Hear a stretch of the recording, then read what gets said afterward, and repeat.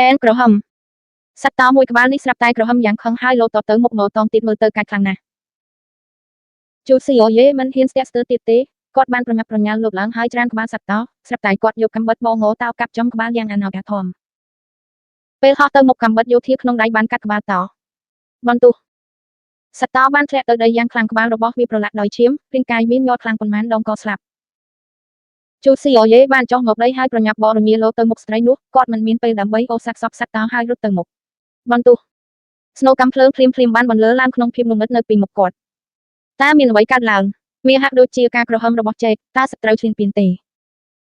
ទាហានទាំង3នាក់បានកាន់កាំភ្លើងអស់ហើយបើភ្លើងឆៃឆេខាងលើពេលនិយាយរួចក៏ដើរទៅសួរខ្លាំងថាតើអ្នកណាលើកដៃឡើងខានពួកគេបានឃើញតួលេខ2ជូស៊ីអូយេបានរុំដៃរបស់គាត់ជុំវិញចង្កេះរបស់ស្ត្រីហើយបន្តជំពប់ដួលទៅមុខគាត់ស្រែកដោយអន្តរសាថាជួយខ្ញុំផងមានតោយើងជាភ្ញៀវរបស់ General Lobster General Lobster បានអនុញ្ញាតឲ្យពួកយើងមកទីនេះដើម្បីមើលសត្វពេលគាត់ស្រែកគាត់បានអោបស្ត្រីនោះហើយរត់ទៅជិតពលទាហានទាំង3នាក់លឺដូច្នោះក៏បំបាយកាំភ្លើងដែលចង្អុលទៅខាងនោះភ្លាមហើយនិយាយខ្លាំងថាភ្ញៀវជាទីគោរពពេលនេះមិនមែនជាពេលមើលសត្វទេពេលថ្ងៃអ្នកមកបានតែពេលថ្ងៃប៉ុណ្ណោះតើអាចទេដែលថាមិនតបចាញ់មិនបានប្រាប់អ្នកទាហានម្នាក់បានឆ្លងកាត់ដោយជូស៊ីអូយេនិងស្ត្រីនោះពន្លឺភ្លើងនៅលើក្បាលរបស់គាត់បានស្វែងរកភាពងងឹតហើយគាត់បានស្រែកថាចេកកុំខំចេញមកលឿនគាត់កំពុងស្រែករកសត្វតោដ៏ខ្លាំងដែលមានសែនរបស់វាចាក់បញ្ចូលរំពេចនោះពន្លឺនៅពីលើគាត់បានភ្លឺមកលើឈាមនិងសាកសពតោហូមុននឹងប្រតិកម្មកាំបិតយោធាមុតស្រួចចាក់ចំកនេះទាហាន2នាក់ទៀតបានស្រឡាំងកាំងមុនពេលពួកគេអាចមានប្រតិកម្មជូស៊ីអូយេបានប្រញាប់បរមាលោកទៅចិត្តរួចទៅហើយគាត់បានចាប់ករបស់ពួកគេមួយហើយលើកពួកគេឡើងស្រាប់តែគាត់ប្រើកម្លាំងរៀងដៃបាត់កតែម្ដងសាកសពទាំង3បានធ្លាក់មកដីរួមគ្នាជូស៊ីអូយេស្រឡាំងកាំងមួយផ្លែតហើយមានអារម្មណ៍ថាគាត់ហាក់មានជំនាញជាងក្នុងការសម្លាប់មនុស្សស្ត្រីដែលនៅក្បែរគាត់ដួលទៅដីទាំងភ័យញាប់ញ័រយ៉ាងខ្លាំងនៅពេលនេះនាងគ្មានប្រយោជន៍ហើយជូស៊ីអូយេបានដកកាំបិតកងទ័ពរបស់គាត់ចេញពីករបស់ទាហានហើយអង្គុយនៅពីមុខស្ត្រីនោះដោយសម្លឹងមើលនាងដោយត្រជាក់ស្ត្រីនោះញាប់ខ្លាំងហើយស្រែកថាទេកុំសម្លាប់ខ្ញុំបន្ទុះជូស៊ីអូយេស្រាប់តែលើកកាំបិតរបស់គាត់ហើយគោះក្បាលនាងរាងកាយរបស់ស្ត្រីនោះប្រែជាទន់ដៃជើងហើយដួលសន្លប់នៅនឹងដីជូស៊ីអូយេក្រោកឈរមើលភាពងងឹតនៅពីមុខគាត់ក្លិននៃសត្វកាន់តែរងំច្រើនសត្វដែលវង្វេងនឹងទទួលជោគវាសនាក្នុងភាពងងឹតហាក់ដូចជាបានឮសំឡេងពីខាងក្រៅឬបានដឹងអ្វីមួយពួកគេបើកភ្នែកហើយក្រោកឈរស្របពេលនោះសំឡេងកាំភ្លើងនិងសំឡេងស្រែកឆោឡោស្រាប់តែចេញពីភូមិមិនឆ្ងាយប៉ុន្មានក៏រត់មកទាន់ពួកគេត្រូវបានទាក់ទាញដោយស្នូកាំភ្លើងនិងការក្រហមរបស់សត្វតោឬពួកគេបានរកឃើញសាកសពរបស់ទាហានទី1រួចហើយជូស៊ីអូយេបានបន្ទាបខ្លួនរបស់គាត់ហើយប្រែទៅជាសត្វតោដ៏ធំមួយបន្ទាប់មកគាត់បានដើរទៅមុខទ្វារដែកហើយលើកក្រញាំមានដងមុតស្រួចរបស់គាត់ដោយគោលដើមក៏គាត់កាត់ដែករឹងផ្កាភ្លើងបានហោះហើយក្លិននៃស្តេចមួយអង្គបានផ្ទុះឡើងក្រហមភ្លាមនោះគាត់បានក្រហមនៅខាងក្នុងដោយដាស់សត្វដែលនៅតែដេកហើយមានការភ័ន្តច្រឡំស្ពឹកនិងស្ទាក់ស្ទើរមកជាមួយខ្ញុំគាត់ចង់ចាក់ចេញជាមួយពួកគេសម្រែករបស់គាត់បានសាយភាយក្នុងភាពងងឹតហើយអូរ៉ាស្តេចសឹងដ៏មានឥទ្ធិពលរបស់គាត់ក៏ពេញពេលយប់ដែរនៅជ្រុងងងឹតក្នុងកំពតព្រៃដើមឈើនិងដីភ្នែកពណ៌បៃតងមួយគូស្រាប់តែភ្លឺឡើងគាត់បានវាយក្រញាំមាសរបស់គាត់មកតងទៀតកាត់ដែកបន្ថែមនិងបើកទ្វារគុកធំជាងសត្វដែលជាប់គុកនៅទីនេះនៅទីបំផុតបានភ្ញាក់ឡើងហើយក្រហមពេលវាប្រញាប់ចេញជូស៊ីអូយេជឿថាដរាបណាឪពុកត្រជាក់និងមីនៅទីនេះពួកគេប្រាកដជាអាចឮសំឡេងក្រហមនិងធំក្លិនក្រអូបរបស់គាត់បានគាត់ដើរចូលទៅមើលស្រាប់តែឃើញក្រុមសត្វសាហាវរត់ចេញពីភាពងងឹតប៉ុន្តែគាត់មិនបានឃើញតួរលេខរបស់ឪពុកត្រជាក់និងមីទេគាត់លោតឡើងខ្ពស់មើលទៅក្រោមក៏មិនឃើញគេដែរគាត់មិនស្ទាក់ស្ទើរទេហើយភ្លាមនោះក៏នាំសត្វសាហាវមួយក្រុមនេះចេញពីទ្រុងហើយប្រញាប់សម្ដៅទៅផ្លូវដែលនៅក្បែរនោះរាងកាយដ៏ធំរបស់គាត់បានប្រញាប់ប្រញាល់នៅខាងមុខហើយនៅពេលដែលគាត់ជួបប្រទះនឹងឧបសគ្គដែលគាត់បានកាត់ក្រញាំជើងរបស់គាត់ពេលប្រទះជញ្ជាំងខ្ពស់ប្រើដងខ្លួនបុកយ៉ាងសាហាវបាក់ជញ្ជាំងបាក់ស្រុតសត្វសាហាវជាង100ក្បាលតាមពីក្រោយគាត់ស្រែកធ្ងន់ពេលយប់បន្ទុះស្នូកាំភ្លើងបន្លឺឡើងពីខាងក្រោយប៉ុន្តែពួកគេកាន់តែឆ្ងាយទៅសំឡេងកាំភ្លើងបានបន្លឺឡើងនៅពីមុខគាត់ប៉ុន្តែវាខ្លីខ្លាំងណាស់រាងកាយទាំងមូលរបស់ជូស៊ីអូយេបានប្រមូលផតមនៅគ្រឿងសឹកខ្មៅហើយគាត់លឿនដូចខ្មោចខណៈទីហ៊ាននៅពីមុខគាត់បាញ់ប៉ុន្មានដងគាត់ក៏ងាកឆ្វេងទៅស្តាហើយប្រញាប់ឡើងសម្រាប់ភីគីមខាងទៀតដោយក្រញាំជើងប៊ូមរាងកាយដ៏ធំនិងរឹងមាំរបស់គាត់បានទម្លុះជញ្ជាំងដ៏ក្រាស់ហើយគាត់បានរត់យ៉ាងលឿនទៅកាន់វាស្មៅជាមួយនឹងសត្វដ៏កាចសាហាវដែលបានរត់ចេញពីទ្រុងក្រហមសត្វសាហាវបានបន្លឺឡើងពេញមួយយប់ជំពូកទី583ការបញ្ចប់របស់អ្នកប្រមាញ់អ្នកបកប្រែ Ala Studio Editor Ala Studio រត់ក្នុងទីងងឹត ខ្យល់បក់ចូលត្រចៀកគាត់ស្នូកាំភ្លើងកាន់តែឆ្ងាយទៅហើយពន្លឺក៏កាន់តែព្រឹៗនៅទីបំផុតសន្តិភាពក៏បានវិលមកវិញដែរមនុស្សបានបោះបង់ការដេញតាមជូស៊ីអូយេបាននាំសត្វព្រៃដែលរត់ចេញពីទ្រុងហើយរត់ទៅវាស្មៅឆ្ងាយគាត់បានប្រាស្រ័យទាក់ទងជាមួយពួកគេម្ដងមួយហើយសួរពួកគេថាតើពួកគេបានឃើញម៉េចនឹងឪពុកត្រជាក់ឬអត់ទោះបីជាសត្វមិនបានប្រាស្រ័យទាក់ទងច្បាស់លាស់ដោយមនុស្សក៏ដោយពួកគេមានភាសាផ្ទាល់ខ្លួនការសម្លឹងមួយនិងសកម្មភាពមួយគឺជាភាសាទាំងអស់លើសពីនេះមានតោជាច្រើនក្នុងចំណោមសត្វទាំងនេះសត្វដ៏កាចសាហាវរាប់រយក្បាលនេះគួរឲ្យគោរពនិងដឹងគុណចំពោះសត្វតោដ៏ធំនិងគួរឲ្យខ្លាចនៅចំពោះមុខវាសត្វសាហាវជាច្រើនបានវានៅលើដីដើម្បីបង្ហាញពីការចុះចូលរបស់ពួកគេទោះបីជាយ៉ាងណាគេមិនដែលឃើញឪពុកត្រជាក់នឹងមីៗទេខណៈជូស៊ីអូយេកំពុងមានអារម្មណ៍ខកចិត្តសត្វរមាសដ៏ខ្លាំងមួយក្បាលបានដើរមកប្រាប់គាត់ថាមានភូមិមួយទៀតនៅចម្ងាយ2 គីឡូម៉ែត្រភូមិនៅទីនោះត្រូវបានសាងសង់ល្អជាងហើយក៏មានសួនសត្វថ្មីមួយផងដែរប្រហែលជាពួកគេនឹងឮពីទីនោះ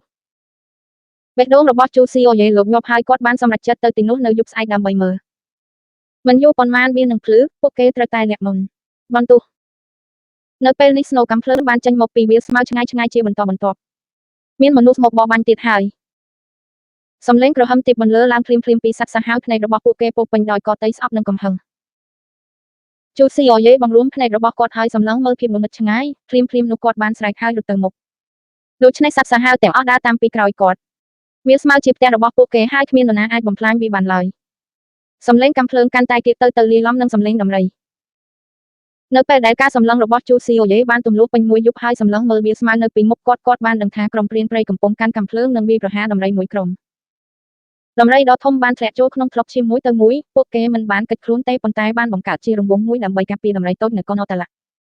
មនុស្សបានញញឹមយ៉ាងលាក់លៀមហើយចាត់ទុកពួកគេថាជាគោលដៅសម្រាប់ការបាញ់ប្រហារក្នុងចំណោមពួកគេក៏មានសម្រែកដ៏រំភើបរបស់ស្ត្រីរ៉ូអាឡាអឺរ៉ូជូស៊ីអូយេស្រាប់តែក្រហមយ៉ាងខឹងហើយប្រញាប់ប្រញាល់ចេញមកក្រៅជាមួយនឹងកញ្ចប់សត្វសាហាវដ៏កាចសាហាវបន្លឺឡើងដូចផ្គរលាន់ដីកញ័រ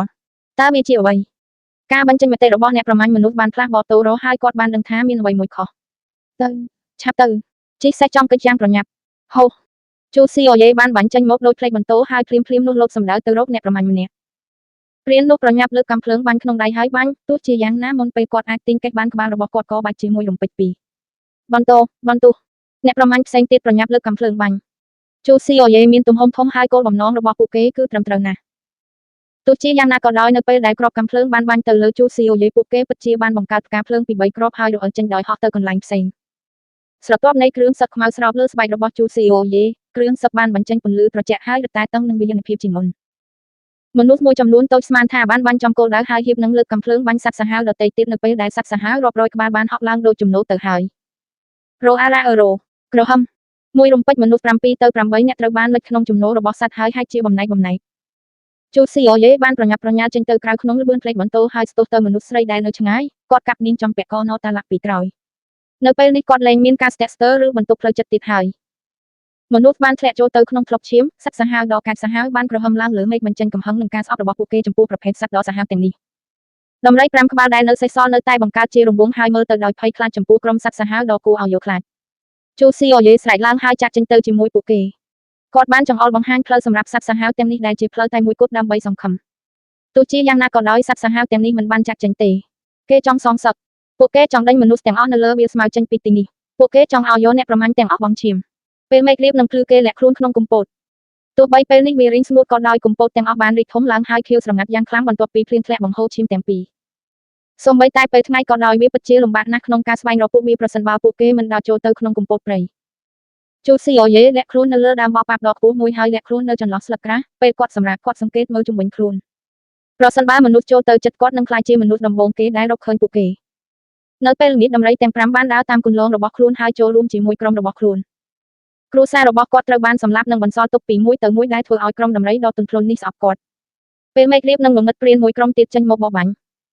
ជាធម្មតានៅពេលប្រលប់សត្វនឹងលេចឡើងញឹកញាប់បំផុតពួកគេបានជ្រើសរើសពេលវេលានេះដើម្បីចេញមកក្រៅហើយធម្មជាតិចង់សម្លាប់សត្វបន្ថែមទៀតគេឃើញដំរី5ក្បាលស៊ីស្លឹកនៅមាត់កំពតពីចម្ងាយមនុស្សទាំង8នាក់បានជំរុញសេះរបស់ពួកគេភ្លាមដោយរំភើបហើយពួកគេ3នាក់ជាស្ត្រីទាំង3នាក់មានស្បែកសនិងសម្លកបំពាក់ភ្លឺថ្លាពួកគេរតែរំភើបជាងបុរសទៅទៀតច្បាស់ណាស់ពួកគេបានមកពីទីក្រុងធំមួយហើយវាជាលើកទី1របស់ពួកគេដែលចេញមកបរបាញ់អូព្រះដំរីធំយ៉ាងណាពេលត្រោះតើពួកគេនឹងប្រញាប់មកវាយើងឬ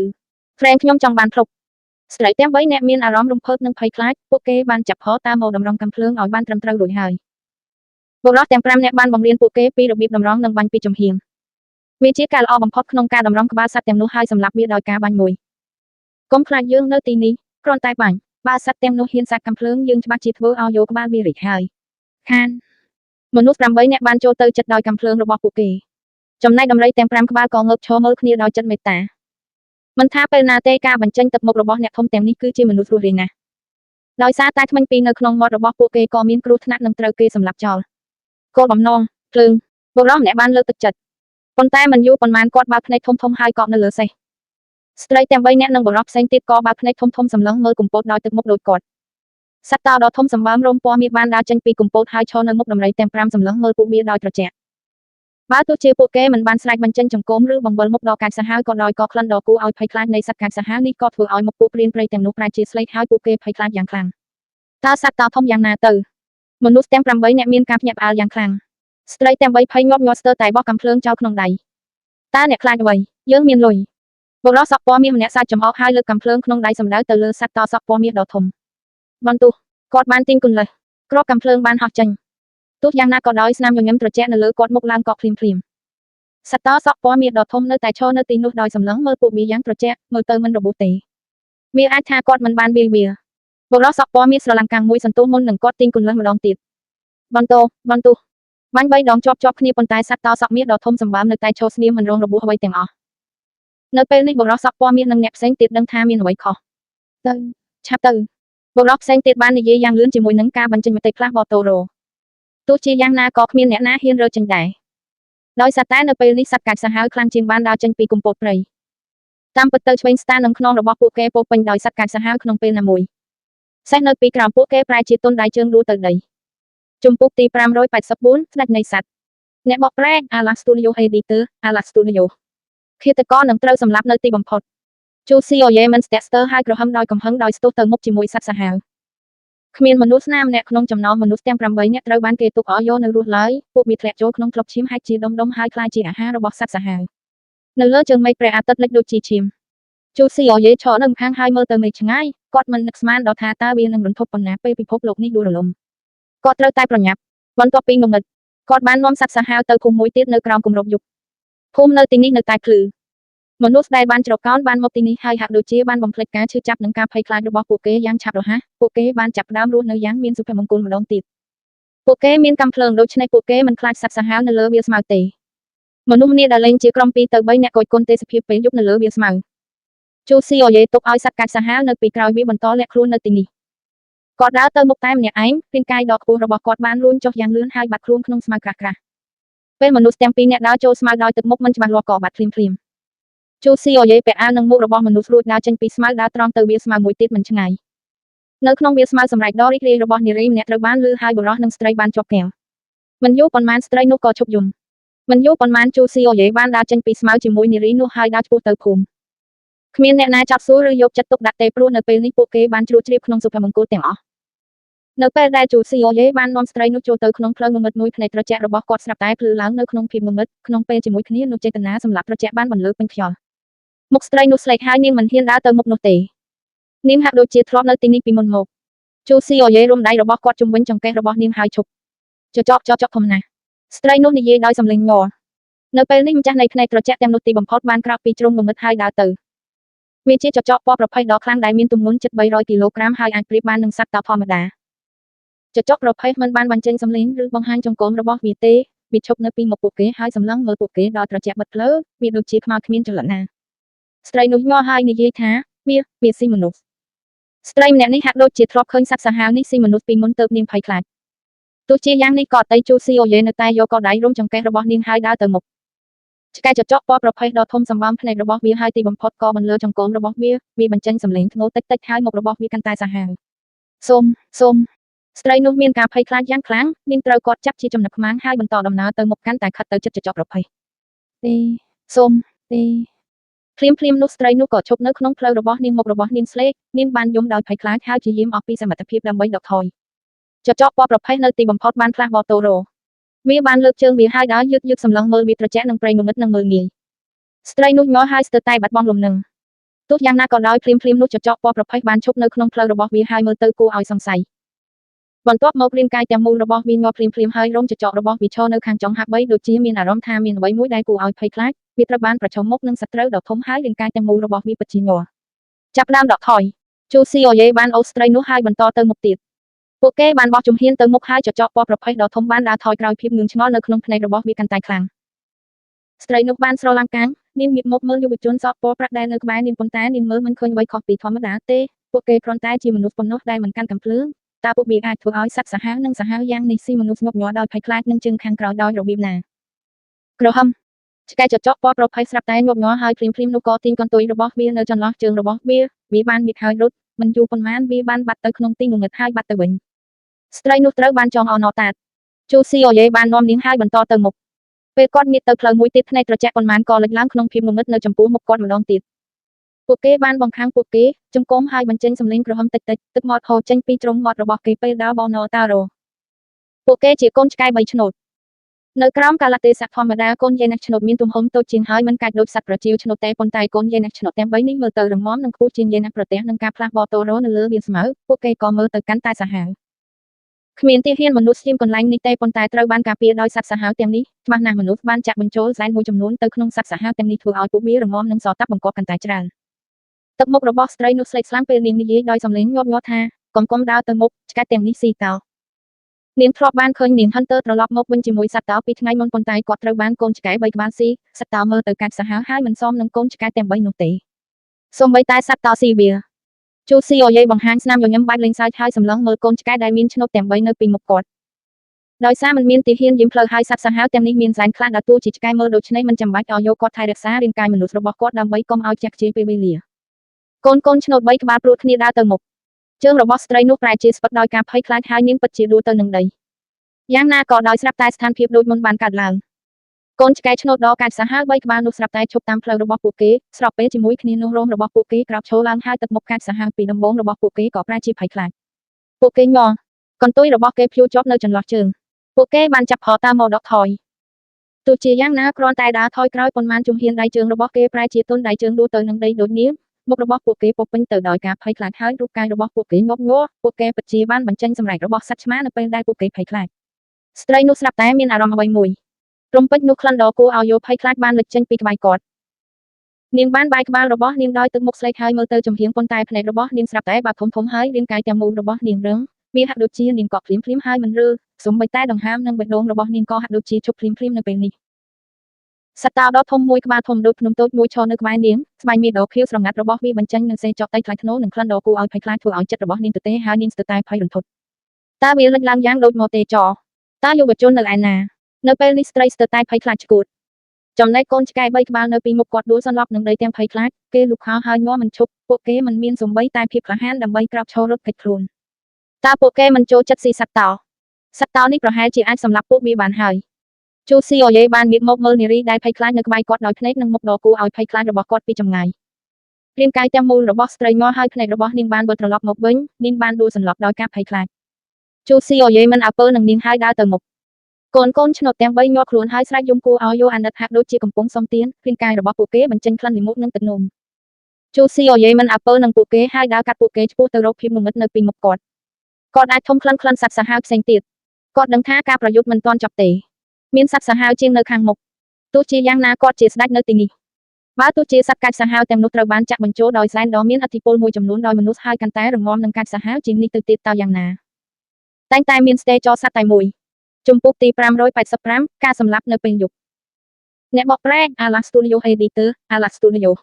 ក្រហមក្នុងទីងងឹតមានសត្វសាហាវកំពុងក្រហមភ្នែកត្រជាក់មួយគូបានលេចចេញពីជ្រុងងងឹតទោះជាយ៉ាងណាក៏ដោយពេលឃើញស្ដេចតោដ៏ធំនៅពីមុខពួកគេក៏ដកថយយ៉ាងស្ងៀមស្ងាត់ជូស៊ីអូយេបានដើរតាមក្លិនក្រអូបហើយឈានទៅមុខនៅចន្លោះផ្ទះដែលទ្រុឌទ្រោមដោយប្រងើយកន្តើយនិងរូបដែលលាក់ខ្លួនក្នុងភាពងងឹតហើយសម្លឹងមកគាត់ដោយភាពភ័យខ្លាចក្រហមរំពេញនោះសត្វចម្លែកដ៏ធំមួយបានដើរចេញពីផ្លូវនៅពីមុខគាត់វាជាសត្វខ្លាដែលមានធ្មេញមិនអន់ជាងវាទេខ្លាដែលមានធ្មេញខាងត្បូងបានលើកក្បាលវាហើយដើរសម្ដៅមករកវាដោយសម្លឹងមើលយ៉ាងត្រជាក់ចង្គមនៅខាងក្រៅមាត់មានមុតដូចដាវសត្វសាហាវដែលលាក់ខ្លួននៅក្នុងភាពងងឹតនៅជុំវិញមានអ្វីដែលត្រូវពំផ្អែកហើយអំពាត់គាត់មកតង់ទៀតជូស៊ីអូយេមិនបានឈប់ទេហើយដើរត្រង់ទៅរកខ្លាដែលមានធ្មេញដ៏ខ្លាំងក្លានៅពីមុខគាត់ហាក់ដូចជាមិនអើពើនឹងសត្វដ៏កាចសាហាវបុរាណដ៏មានឥទ្ធិពលនេះ ខ្លាដែលមានធ្មេញដូចជាត្រូវបានគេបង្កហេតុមុខរបស់វាខូចទ្រង់ទ្រាយហើយវាកាន់តែសាហាវ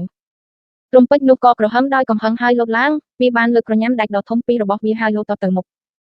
ផ្នែករបស់ជូស៊ីអូយេស្រពោនដោយពន្លឺដ៏ត្រជាក់ហាក់ដូចជាគាត់អាចមើលឃើញទិដ្ឋភាពនៃសត្វខ្លាសាវើទៅទេបញ្ចេញកម្លាំងរបស់វានៅក្នុងផ្ទះរបស់ពួកគេនិងសម្លាប់យ៉ាងសាហាវគាត់ឈប់ហើយងើបក្បាលទៅមើលសត្វសាហាវពីបុរាណដ៏កាចសាហាវ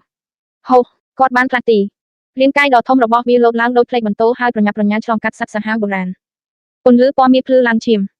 ខ្លាដែលមានធ្មេញសបានចុះមកដីប៉ុន្តែក្រញាំជើងធំរបស់វាបានហោះចេញក្រហមសត្វដ៏កាចសាហាវបុរាណបានក្រហមភ្លាមដោយការឈឺចាប់វាពិតជាបានវិលមកវិញម្ដងទៀតហើយលោកទៅមុខលើកនេះជូស៊ីអូយេមិនបានប្រើក្រញាំមាសរបស់គាត់ទៀតទេគាត់ចង់សាកល្បងថាតើគាត់ខ្លាំងប៉ុណ្ណាបន្ទាប់ពីផ្លាស់បតូរ៉ូគាត់ងាកមកឈរនៅនឹងកន្លែងដោយមិនមានចលនាសត្វសាហាវពីបុរាណបានដាល់ពីមុខវាស្រាប់តែលើកដងខ្លួនខាងលើឡើងលើកបាត់ដៃស្តាទះមកខ្លាដែលមានធ្មេញយ៉ាងខ្លាំងបំបែកសំឡេងស្រទន់រាងកាយដ៏ធំរបស់ខ្លាដែលមានធ្មេញយ៉ាងពិតប្រាកដត្រូវបានបញ្ជូនឲ្យហោះហើរហើយវាបានធ្លាក់ចុះយ៉ាងខ្លាំងពី7ទៅ8ម៉ែត្រករបស់វាបានបាត់បែកមុខស្លាប់ភ្លាមជូស៊ីអូយេចុះចតលើដីហើយលើកក្រញាំជើងរបស់គាត់មើលដោយមានអារម្មណ៍ភ្ញាក់ផ្អើលបន្តិចកម្លាំងនេះពិតជាខ្លាំងជាងមុន10ដងវាហាក់ដូចជាការផ្លាស់បតូរ៉ូនេះមិនមែនគ្រាន់តែជាការផ្លាស់បតូរ៉ូនៅក្នុងខ្លួនរបស់គាត់នោះទេកម្លាំងនិងធម៌ពលផ្សេងទៀតនៅក្នុងខ្លួនរបស់គាត់ក៏កើនឡើងផងដែរនៅពេលដែលកុងទ័រន័រធំវានឹងមានរបស់ជាច្រើនទៀតនៅក្នុងនោះនេះគឺជាគោលការណ៍មួយសត្វដ៏កាចសាហាវដែលបានដើរចេញពីទីងងឹតនោះស្រាប់តែឈប់នៅក្នុងផ្លូវរបស់ពួកគេបន្ទាប់មកក៏ដកថយយ៉ាងលឿនហើយបាត់ទៅក្នុងភាពងងឹតទាំងស្រុងទោះបីជាពួកគេត្រូវបានបញ្ជាឲ្យយាមកន្លែងនេះនិងមិនឲ្យនរណាម្នាក់ឆ្លងកាត់ក៏ដោយក៏ពួកគេត្រូវជ្រើសរើសដកថយនិងមិនអើពើនឹងសេចកដីស្លាប់បាទពួកគេធ្វើពុតជាមិនឃើញអ្វីទាំងអស់អ្នកខ្លះភ័យខ្លាចហើយខ្លះទៀតមិនមែនជាធម្មជាសត្វខ្លាដែលមានធ្មេញសមិនមែនជាគូប្រជែងតែមួយគត់នឹងជាគូប្រជែងរបស់សត្វតោនោះទេនៅពេលដែលជូស៊ីអូយេដើរពីចម្ងាយភ្នែកពណ៌បៃតងជាច្រើនស្រាប់តែលេចជជែងតាមច្រកផ្លូវទាំងសងខាងបន្ទាប់មកកូនឆ្កែកម្ពស់ជាង20ក្បាលបានដើរចេញដោយភាពសាហាវខុសខើលើកនេះគេមិនបញ្ចេញសំឡេងស្រែករំខានទៀតទេភ្នែកត្រជាក់របស់ពួកគេពោពេញទៅដោយការស្រេកឃ្លាននិងការស្អប់ខ្ពើមដូចមនុស្សយេណាស់នឹងតោគឺជាសត្រូវធម្មជាតិឥឡូវនេះមិនត្រឹមតែពួកគេបានវិវត្តនិងផ្លាស់បតូរ៉ូប៉ុណ្ណោះទេពួកគេក៏ទទួលបានសែនដ៏ខុសខើដែលត្រូវបានចាក់បញ្ចូលទៅក្នុងពួកវាដោយមនុស្សផងដែរកម្លាំងរបស់ពួកគេបានកើនឡើងជាច្រើនដងហើយពួកគេកាន់តែកាចសាហាវឆ្លាតខុសខើនិងរួបរមនៅទីនេះមិនមានយេណាឃ្វីនទេមានតែក្រុមមួយប៉ុណ្ណោះពួកគេបានប្រញាប់ប្រញាល់ឡើងដោយស្ងៀមស្ងាត់ពីភាគីទាំងសងខាងដោយបង្ហាញពីចង្កូមដ៏មុតស្រួចនិងការបញ្ចេញទឹកមុខដ៏កាចសាហាវទោះបីជាយ៉ាងណាក៏ដោយទោះបីជាពួកគេបានផ្លាស់បតូរ៉ូយ៉ាងណាក៏ដោយវាមិនអាចផ្លាស់បតូរ៉ូធម្មជាតិដ៏រឹងមាំរបស់ពួកគេបានឡើយសត្វស្វាដែលបានប្រទះឃើញជាច្រើនបានដើរជុំវិញពីក្រោយជូស៊ីអូយេហើយលុបពីក្រោយគាត់រោមពណ៌មាននៅលើខ្លួនរបស់ជូស៊ីអូយេស្រាប់តែក្រោកឡើងហើយអាវក្រោះពណ៌ខ្មៅបានគ្របលើស្បែករបស់គាត់ភ្លាមហូតែកន្ទុយហើយតែមាត់កូនប្រទះឃើញពី3ក្បាលយ៉ាងខ្លាំងបាក់ចង្កូមបន្ទាប់មកស្រាប់តែគាត់ស្ទុះឡើងពីក្រញាំមាសរបស់គាត់ហើយលុបចេញពីរង្វង់មូលរបស់កូនស្វាក្នុងល្បឿនលឿនដូចរន្ទះពេលកូនឆ្កែបតូរ៉ូទៅហើយក៏ស្ទុះចូលមកវិញហូពន្លឺពណ៌មាសបានឆាបឆេះហើយសាច់ហើរទៅគ្រប់ទីកន្លែងមួយប៉ព្រិចភ្នែកកូនដំរីខ្លាំងនឹងកាច់ពី7ទៅ8ក្បាលបានធ្លាក់ចូលធ្លុកឈាមដោយត្រូវកាត់ក្បាលនៅពេលនេះកូនឆ្កែដែលនៅសេសសល់នៅទីបំផុតមិនអាចជួយបានទេបានតែស្រែកគំហកដាក់គាត់ទាំងកំហឹងជូស៊ីអូយេលុបពីក្រោយពួកគេហើយមិនបន្តលេងជាមួយពួកគេតាមរបៀបនេះទេគាត់ដើរទៅរកពួកគេហើយក្រញាំមាសរបស់គាត់ពេលដើរទៅមុខក្រញាំមាសដ៏មុតស្រួចឥឡូវនេះមានប្រវែង20សង់ទីម៉ែត្រពេលគេមានគេដូចជាទំពក់ពណ៌មាសត្រជាក់បន្តិចកូនឆ្កែដែលវាលើពួកវាត្រូវបានគេកាត់ចេញក្បាលរបស់គេដាច់ចេញពីខ្លួនឬក៏បែកក្បាលសម្រាប់កមួយសន្ទុះឈាមហូរឈាមបាក់ជើងពេញដីមួយប៉ព្រិចភ្នែកឃើញកូនឆ្កែ9ក្បាលទៀតធ្លាក់ចូលក្នុងធ្លុកឈាមស្លាប់យ៉ាងវេទនាអូកូនឆ្កែដែលនៅសល់នៅទីបំផុតមានអារម្មណ៍ភ័យខ្លាចភាពសាហាវខុសខើរបស់ពួកគេកាលពីមុនបានប្រែទៅជាហៀវខោរបស់ពួកគេជាយូរមកហើយពួកគេបានចាប់ផតើមករត់គេចខ្លួនយ៉ាងណាមិញតើល្បឿនរបស់គេអាចប្រៀបធៀបនឹងជូស៊ីអូយេយ៉ាងណាល្បឿនរបស់ជូស៊ីអូយេបានកើនឡើងជាមួយនឹងរាងកាយនិងធម៌ពលរបស់គាត់ទោះមិនបានរត់តាមស្ទីលយន្តហោះក៏អាចធ្វើឲ្យយោបងប្អូនអស់សង្ឃឹមហូគាត់បានប្រញាប់ប្រញាល់ចេញដូចជាខ្មោចហើយឆ្លងកាត់ដោយស្ងៀមស្ងាត់ដោយឃើញកូនប្រាសាទពី3ក្បាលដែលកំពុងរត់គេចខ្លួនដោយភ័យស្លន់ស្លោជាមួយនឹងកន្ទុយនៅចន្លោះជើងរបស់ពួកគេនៅពេលដែលក្រញាំមាសដ៏មុតស្រួចរបស់គាត់ឆ្លងកាត់ពួកគេគាត់បានថាបសាច់របស់ពួកគេរួចហើយ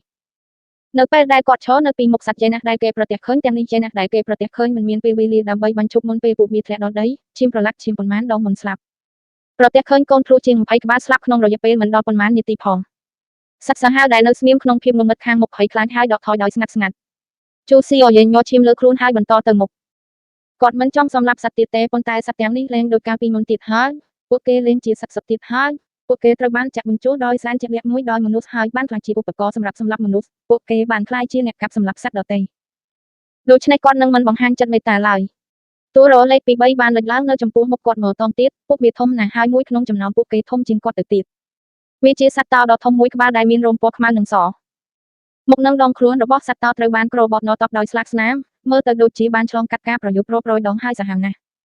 ទោះយ៉ាងណាក៏ដោយនៅពេលដែលការសម្លឹងរបស់ជូស៊ីអូយេប៉ះនឹងគាត់ពួកគេបានស្រឡាំងកាំងភ្នែកដកត្រជាក់និងកាច់សាហាវរបស់សត្វតោពណ៌សខ្មៅមានសក់សភ្លឺដោយភាពច្របូកច្របល់វាសម្លឹងមើលគាត់ដោយប្រុងប្រយ័ត្នហាក់ដូចជានឹកឃើញអ្វីមួយជូស៊ីអូយេត្រជាក់នៅនឹងកន្លែងហើយសម្លឹងមកគាត់ដោយសម្លឹងមើលដោយស្មុគស្មាញ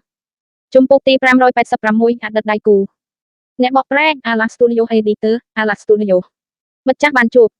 ទោះជាយ៉ាងនេះក៏តៃភាគីម្ខាងទៀតច្បាស់ជាលែងជាគូកនដែលធ្លាប់គោរពព្រះអង្គជាស្តេចននិងចោទប្រកាន់ព្រះអង្គកាពីផ្ទះអស់មួយជីវិតគាត់បានផ្លាស់បតូរ៉ូគាត់ក៏បានផ្លាស់បតូរ៉ូដែររោមសត្វចម្រុះដែលត្រូវបានចាក់បញ្ចូលដោយសែនធីរែកដោយមនុស្សបានមើលសត្វតសក់ពណ៌មាននៅពីមុខគាត់ដោយភាពងឿងឆ្ងល់គាត់មានអារម្មណ៍ថាវាមើលទៅសមប៉ុន្តែគាត់ក៏មានអារម្មណ៍ថាវាមិនសូវស្គាល់ដែររាងកាយរបស់មច្ឆស៊ីធ្វើបានខ្លាចជាធំខ្លាំងហើយកម្លាំងរបស់គាត់បានកើនឡើងជាច្រើនដងភាពខុសខើរបស់គាត់កាន់តែខ្លាំងជាងមុនជាងនេះទៅទៀតគាត់ងាយនឹងឆាប់ខឹងនិងឆ្កួតគាត់អាចចូលទៅក្នុងស្ថានភាពស្រេកទឹកហើយបាត់បង់ស្មារតីភ្លាមសែនរបស់ធីរែកបានកាន់កាប់រាងកាយរបស់គាត់ទាំងស្រុងហើយគាត់ឈប់នៅនឹងកន្លែងហើយស្រាប់តែបន្លឺសំឡេងតិចៗជាលើកដំបូងគាត់បានឃើញថាសត្រូវមិនបានវាយប្រហារភ្លាមទេប៉ុន្តែកំពុងសួរអ្វីមួយតើអ្នកជានរណាគាត់ហាក់ដូចជាបាត់បង់ការចងចាំរបស់គាត់ឬបានជាសះស្បើយឡើងវិញជាបណ្ដោះអាសន្នគាត់បានរក្សាអារម្មណ៍ថាគាត់បានឃើញតសក់ពណ៌មាសនេះនៅកន្លែងណាមួយពីមុនប៉ុន្តែអ្វីៗក្នុងអតីតកាលគឺទទេក្នុងចិត្តគាត់ជូស៊ីអូយេសំឡឹងមើលភ្នែករបស់គាត់ហើយបោះជំហានទៅមុខពីជំហានគាត់មិនបានឆ្លើយថាខ្ញុំជាស្តេចរបស់អ្នកព្រោះមានច្បាស់ជាខឹងនឹងសត្វតោមួយក្បាលនេះដែលកំពុងព្យាយាមអស់ពីសមត្ថភាពដើម្បីបង្ក្រាបអំពើហិង្សារបស់វាខ្ញុំជាមិត្តរបស់អ្នកគាត់ឆ្លើយដោយស្ងប់ស្ងាត់មួយប្រយោគគឺគ្រប់គ្រាន់ហើយព្រោះក្នុងស្ថានភាពបែបនេះមិនថាគាត់និយាយប៉ុណ្ណាក៏គ្មានប្រយោជន៍ដែរមច្ឆស៊ីធ្វើសម្លឹងមើលគាត់ដោយសង្ស័យមានអារម្មណ៍ភ្ញាក់ផ្អើលបន្តិចតើគាត់មានមិត្តដែរទេក្រហមនៅពេលនេះតោ3ទៀតដែលនៅពីក្រោយគាត់លែងមានការអត់ធ្មត់ទៀតហើយពួកគេចាប់ចង្កូមរបស់ពួកគេហើយត្រៀមខ្លួនវាយប្រហារក្លិនដ៏ខុសខើនៅក្នុងរាងកាយរបស់មច្ឆស៊ីធ្វើត្រូវបានជំរុញភ្លាមគាត់បានស្រែកហើយចេញបញ្ជាហូតើទាំង3ជាសត្វដំបងគេដែលចេញហើយវាជូស៊ីអូយេជាមួយគ្នាថ្មីត្បិតតែពួកវាមិនធំដូចជូស៊ីអូយេប៉ុន្តែពួកគេត្រូវបានចាក់បញ្ចូលសែនរបស់សត្វស៊ីសាច់ហើយមានភាពកាចសាហាវនិងរឹងមាំពួកគេស្ទើរតែគ្មានការភ័យខ្លាចកម្លាំងរបស់សត្វតោទាំង3នៅពេលពួកគេវាជាមួយគ្នាអាចស្រមៃបានជូស៊ីអូយេឈរនៅនឹងកន្លែងហើយមិនបានរើឡើយពេលតោទាំង3លុបនៅពីមុខគាត់ភ្លាមនោះគាត់ក៏លើកឡើងលើរាងកាយនិងវាយប្រហារដោយក្រញាំជើងពីររបស់គាត់ពីឆ្វេងទៅស្តាដោយបន្ទោសពីគាត់បានបញ្ជូនសត្វតោពីរក្បាលដែលកំពុងហោះហើរតោដែលនៅសេសសល់បានខំកចំមុខទោះជាយ៉ាងណាក៏ដោយថ្មិញមុតស្រួយដែលផ្លាស់បតូរ៉ូដូចជាកំបិតត្រូវបានរារាំងដោយរោមពណ៌មាសដ៏ក្រាស់នៅលើរបស់ជូស៊ីអូយេរោមពណ៌មាសមើលទៅទន់ល្មើយប៉ុន្តែមានភាពរឹងមាំថ្មិញមុតមិនអាចចូលបានក្នុងពេលជាមួយគ្នានោះអាវក្រោះពណ៌ខ្មៅបានគ្របលើស្បែករបស់ជូស៊ីអូយេជីមុនពេលសត្វតោអាចប្រតិកម្មក្រញាំមាសរបស់ជូស៊ីអូយេបានទម្លុះចូលទៅក្នុងក្បាលរបស់វារួចហើយដូចជាកាត់ទៅហ៊ូពេលនោះគាត់ទិញថ្នមហើយបែកក្បាលជាពីររាងកាយរបស់សត្វតោបានញ័រហើយវាបានបញ្ចេញចង្កូមរបស់វាដោយគ្មានជំនួយសត្វសពដួលបោកក្បាលស្លាប់ភ្លាមចំណែកតោពីរទៀតដែលត្រូវបានលោកជូស៊ីអូយេបញ្ជូនមកនោះវាបានធ្លាក់ចូលជ្រុងមួយជាយូរមកហើយមិនបានកម្រើកឡើយកម្លាំងប្រមូលផលតំនៅលើក្រញាំជើងរបស់ជូស៊ីអូយេវាក្បាលពួកគេហើយស្លាប់មិនដល់1នាទីទេសត្វតោខ្លាំងទាំង3ដែលត្រូវបានចាក់បញ្ចូលសែនមនុស្សនិងសម្លាប់សត្វសាហាវរាប់មិនអស់ជូស៊ីអូយេនៅតែឈរនៅនឹងកន្លែងហើយមិនរើឡើយព្រមចម្រុះមើលមកគាត់ដោយត្រជាក់ភាពប្រអើក្រទមនឹងការមើលងាយរបស់គាត់នៅពេលគាត់ចេញមកដំបងប្រែទៅជាធ្ងន់ធ្ងរតើអ្នកជានរណាគាត់បានសួរមកតទៀតហេតុអ្វីបានជាគាត់មានអារម្មណ៍ថាធ្លាប់ស្គាល់ពេលឃើញរោមពណ៌មាសនេះធំក្លិនក្រអូបនេះហើយមើលទៅមុខនេះតែគាត់មិនអាចចាំបានជាងនេះទៅទៀតអំពើហិង្សានិងការស្រេកទឹកក្នុងខ្លួនរបស់គាត់មិនថយចុះទេផ្ទុយទៅវិញដោយសារតែការញាប់ញ័រនៃការស្លាប់របស់តោទាំង3គាត់មិនអាចបង្ក្រាបវាបានទៀតទេខ្ញុំជាមិត្តរបស់អ្នកមិត្តចាស់ជូស៊ីអូយេនៅតែឆ្លើយបែបនេះគាត់ឈប់មួយសន្ទោសហើយនិយាយថាអ្នកនៅតែមានមិត្តជាច្រើននៅលើវាស្មើនឹងក្រោមមេឃដ៏សេរីតាអ្នកចាំពីរបៀបដែលអ្នកចាក់ចេញពីទីនោះហើយមកទីនេះទេទោះបីជាជូស៊ីអូយេដឹងថាអ្វីមិនអាចត្រឡប់វិញបានក៏ដោយក៏គាត់នៅតែមានដាននៃកតៃសង្ឃឹមនៅក្នុងចិត្តរបស់គាត់ដោយសង្ឃឹមថាមិត្តចាស់នៅចំពោះមុខគាត់អាចចងចាំអ្វីមួយបានយ៉ាងហោចណាស់គាត់នឹងមិនតស៊ូជាមួយគាត់ក្នុងជីវិតរបស់គាត់ទេរោមសត្វចម្រុះសម្លឹងមកគាត់ដោយភ្នែកព្រិចក្បាលរបស់គាត់បានភៀងបន្តិចហាក់បីដូចជាគាត់កំពុងគិតយ៉ាងយកចិត្តទុកដាក់បេះដូងរបស់ជូស៊ីអូយេលោកញាប់ពេលគាត់បន្តនិយាយអំពីអតីតកាលរោមសត្វចម្រុះបានបោះជំហានទៅមុខពី3ជំហានហើយចូលមកជិតគាត់ច្រមុះរបស់គាត់ញ័រហើយបានធំក្លិនក្រអូបពេញខ្លួនគាត់និយាយដោយសង្ស័យថាតើអ្នកពិតជាមិត្តរបស់ខ្ញុំមែនទេជូស៊ីអូយេមើលមកគាត់ដោយស្មោះពេលគាត់រៀបនឹងនិយាយស្រាប់តែក្រញាំធំមួយហោះមកផ្ទះក្បាលកម្លាំងដ៏ធំបានមកពីក្រញាំជូស៊ីអូយេត្រូវបានគេចាប់បានពីការយាមហើយបានរត់ចេញទៅក្រៅគាត់មានអារម្មណ៍ថាក្បាលគាត់ញាប់ភ្លាមហើយវិលមុខដួលទៅដីយ៉ាងខ្លាំងត្រចៀករបស់គាត់ញ័រ រោមសត្វចម្រុះឈរនៅនឹងកន្លែងភ្នែករបស់គាត់ច្របូកច្របល់នឹងសង្ស័យយូរមកហើយគាត់ខ្លាចជាមនុស្សឆាប់ល្ងង់ប្រែថារាល់ការបញ្ចេញមតិដែលលោកបានលាតត្រដាងពេលនេះគឺជាការខ្លែងខ្លាយគាត់មិនចាំអ្វីទាំងអស់គាត់បានស៊ូទ្រាំអស់រយៈពេលជាយូរមកហើយដោយសារតែសត្វតសក់ពណ៌មាសនេះខ្លាំងពេកហើយចង់ចូលទៅចិត្តក៏វាយប្រហារភ្លាមតែម្ដងគាត់មានទំនុកចិត្តយ៉ាងខ្លាំងលើកម្លាំងរបស់គាត់មានពេលមួយមានសត្វខ្លាដែលមានធ្មេញសប៉ុន្មានក្បាលដែលមានទំហំប៉ុនក្បាលរបស់វាគូក្បាលរបស់ពួកគេផ្ទុះនៅនឹងកន្លែងស្លាប់ដូច្នេះហើយការតាក់កំភ្លៀងរបស់គាត់ដែលគាត់បានប្រមូលកម្លាំងដោយសម្ងាត់អស់រយៈពេលជាយូរបានធ្លាក់មកលើក្បាលសត្វតសក់មាសទោះជាមិនអាចសម្លាប់វាភ្លាមក៏ដោយក៏គាត់នៅតែអាចរងរបួសយ៉ាងធ្ងន់ធ្ងរដែរគាត់ញញឹមភ្នែករបស់គាត់ពោពេញដោយការសើចចំអកគាត់បានលើកក្បាលរបស់គាត់ហើយដើរពីលើដោយរៀបចំសម្លាប់មិត្តដ៏ស្រស់ស្អាតនេះដោយប្រញាំតែមួយព្យាយាមចូលចិត្តខ្ញុំឯងគិតថាខ្ញុំមិនសម្លាប់ឯងព្រោះស្គាល់ខ្ញុំ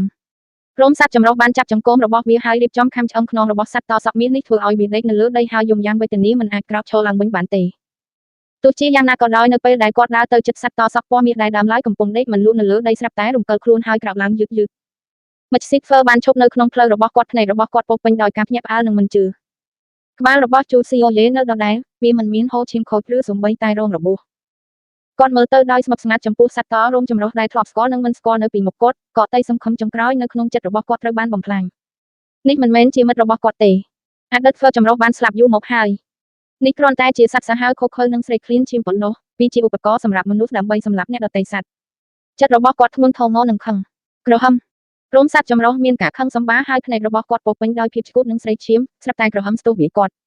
់ហូជូស៊ីអូយេពង្រីកក្រញាំមាសរបស់គាត់ហើយលែងស្ទាក់ស្ទើរគូកនពីរអ្នករបស់គាត់ដែលធ្លាប់បានប្រយុទ្ធគ្នាហើយរស់នៅនិងស្លាប់ជាមួយគ្នានោះទីបំផុតនឹងប្រយុទ្ធជាមួយជីវិតរបស់ពួកគេក្រោមការគ្រប់គ្រងរបស់មនុស្សហើយបញ្ចប់ជីវិតរបស់ពួកគេជំពូកទី587វងសត្វ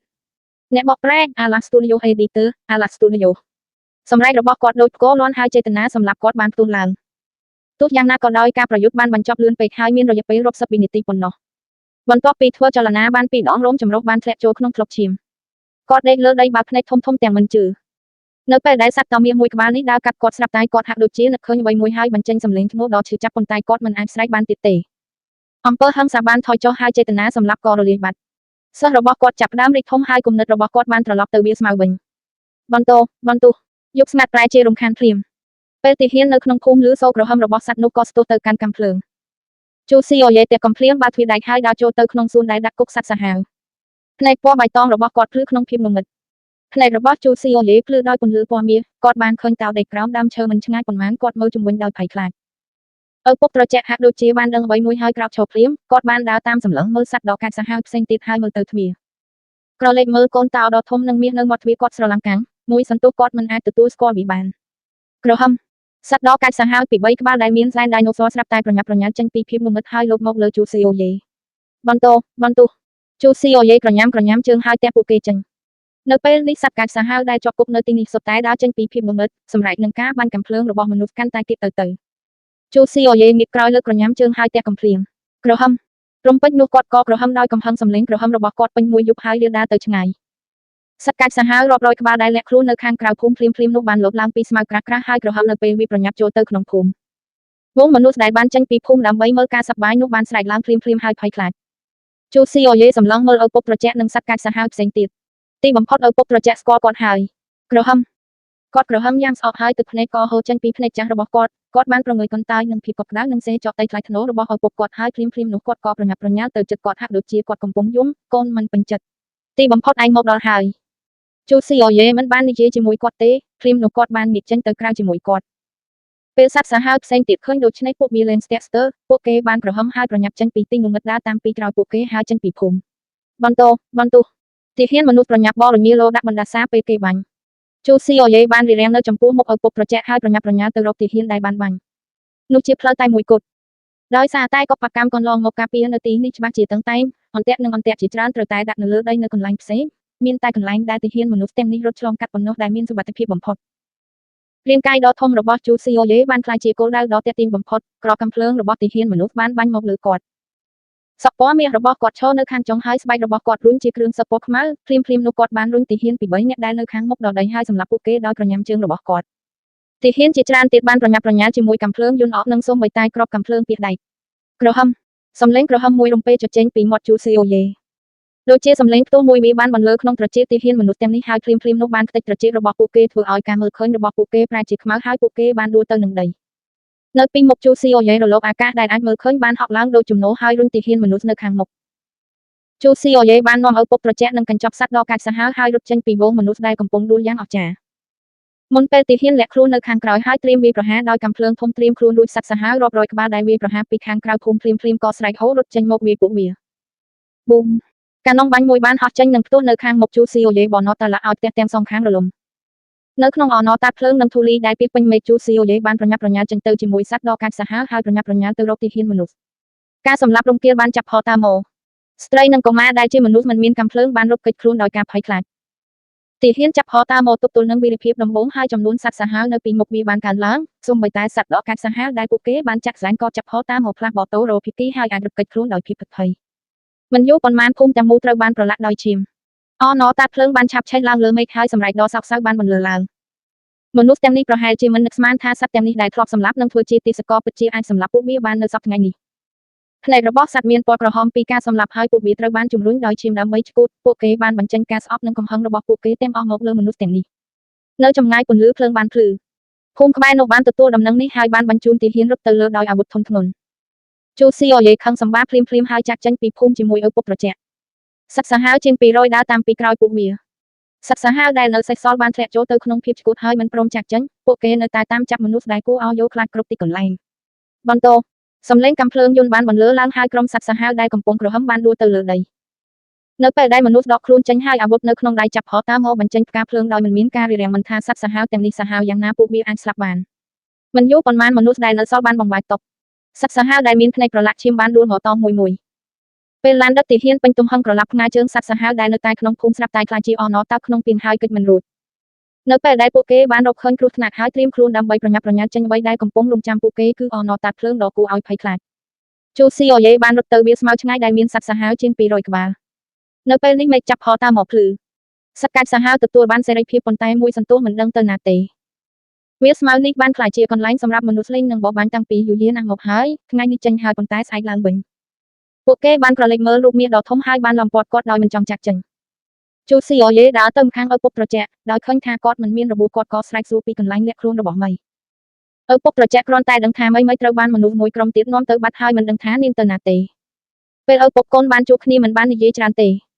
Chuseoye បានប្រាប់គាត់ពីទិសដៅដែល Little Curly Tail និងអ្នកផ្សេងទៀតបានចាក់ចេញហើយឲ្យគាត់នាំសត្វសាហាវមួយក្រុមនេះដើរតាមជំហាននៃមោទនភាពហើយទៅកាន់វាលស្មៅថ្មី ឪពុកត្រជាក់មិនបានចាក់ចេញទេ លោកបញ្ជាក់យ៉ាងមើលម៉ាត់ថាលោកចង់នៅនឹងជួយសង្គ្រោះមីជាមួយលោក សត្វសាហាវ200ក្បាលក៏សម្លឹងមកគាត់យ៉ាងម៉ត់ចត់ កន្លែងណាដែលគាត់ទៅពួកគេក៏ទៅ Chuseoye បានក្រឡេកមើលសត្វសាហាវដែលវង្វេងនិងអស់សង្ឃឹមទាំងនេះហើយបន្ទាប់មកនៅវាលស្មៅដែលត្រូវបានមនុស្សជន់ឈ្លីភ្លាមៗនោះគាត់មានអារម្មណ៍ថាគាត់គួរតែធ្វើអ្វីមួយ ទោះបីជាគាត់មិនអាចផ្លាស់បតូរការបំផ្លិចបំផ្លាញនៃពិភពលោកក៏ដោយយ៉ាងហោចណាស់គាត់អាចព្យាយាមឲ្យអស់ពីសមត្ថភាពដើម្បីឲ្យសត្វនៅលើវាលស្មៅនេះរស់រានមានជីវិត ខណៈពេលដែលជួយសង្គ្រោះមីគាត់អាចជួយសង្គ្រោះសត្វបានកាន់តែច្រើន ក្រុមសត្វសាហាវនៅពីមុខវាអាចជាកម្លាំងដែលធ្វើឲ្យសត្វត្រូវញ័ររន្ធត់ ក្នុងពេលជាមួយគ្នា នៅក្នុងព្រៃចម្ងាយរាប់សិបគីឡូម៉ែត្រមោទនភាពដ៏អស្ចារ្យដែលបង្កើតឡើងដោយសត្វតោនិងកូនគោតូចៗប្រហែល300ក្បាលកំពុងប្រញាប់ប្រញាល់ទៅកាន់វាលស្មៅ ឡាដែលបានដុះរោមឃ្លៀកខ្មៅក្រាស់នៅកហើយកាន់តែខ្ពស់នោះបានដើរនៅមុខក្រុម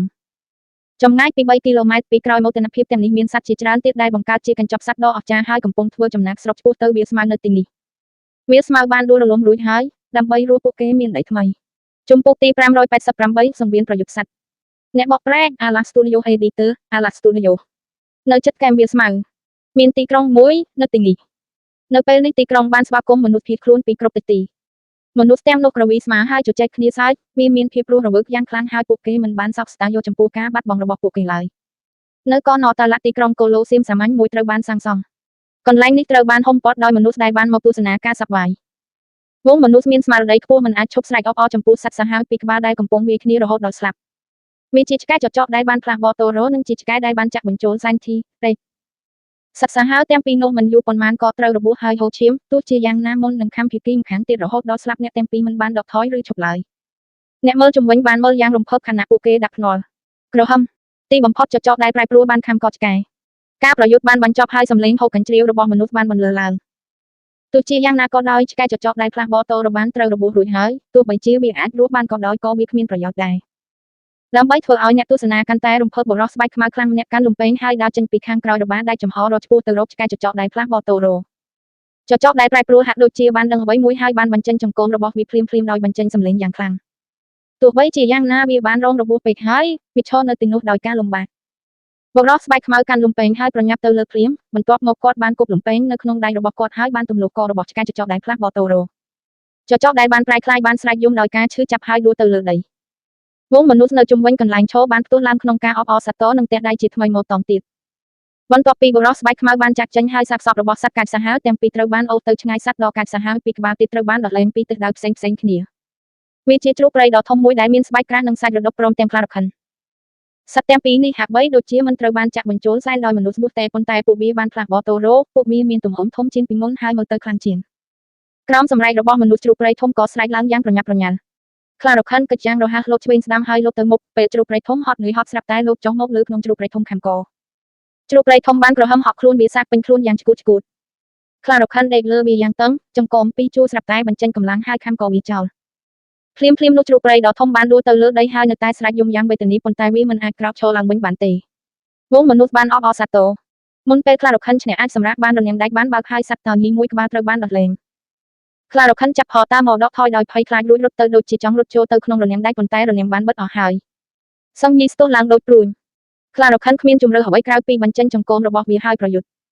ប៉ុន្តែមិនយូរប៉ុន្មានសត្វតើញីបានសង្កត់ទៅដីហើយក៏របស់វាត្រូវបានខំខ្លារខិនបើកភ្នែកយ៉ាងភ័យខ្លាចហើយខ្ទេចអវយវៈរបស់វាអស់ពីកម្លាំងប៉ុន្តែវាគ្មានប្រយោជន៍ទេមិនយូរប៉ុន្មានវាបានងាប់សត្វតោបានឈ្នះប៉ុន្តែមនុស្សមិនអនុញ្ញាតឲ្យពួកគេចាក់ចេញទេរនាមដៃបានបើកហើយកូនឆ្កែដ៏រងំពីរត្រូវបានអនុញ្ញាតឲ្យចូលពេលជួបសត្រូវនឹងច្រណែនភាគីទាំងពីរបានប្រយុទ្ធគ្នាភ្លាមសត្វតោញីបានវាមួយទល់នឹងពីរហើយមិនមានគុណវិបត្តិឡើយទោះជាយ៉ាងណាក៏ដោយការស៊ូទ្រាំរបស់វាមិនអាចប្រៀបធៀបទៅនឹងយេណាស់ដែលប្រទះឃើញទាំងពីរនោះទេមិនយូរប៉ុន្មានវាថយចុះនៅពេលដែលវាខំមាត់យេណាមួយទៀតដែលធ្វើពុតជាខ្លាចស្រាប់តែវាប្រហារពីខាងក្រោយហើយខំគូតរបស់វាដោយភាពហ៊ានខ្មាសវាពិតជាហែកសាច់មួយដុំធំពីខាងក្រោយសត្វតោញីលោកទាំងឈឺចាប់ហើយក្រហមពេលនាងបាយទៅរកបន្ទាប់មកជនរងគ្រោះបានរត់គេចខ្លួនបាត់កូនឆ្កែខំមាត់មួយរំពេចខំក៏ខំខ្នងទៀត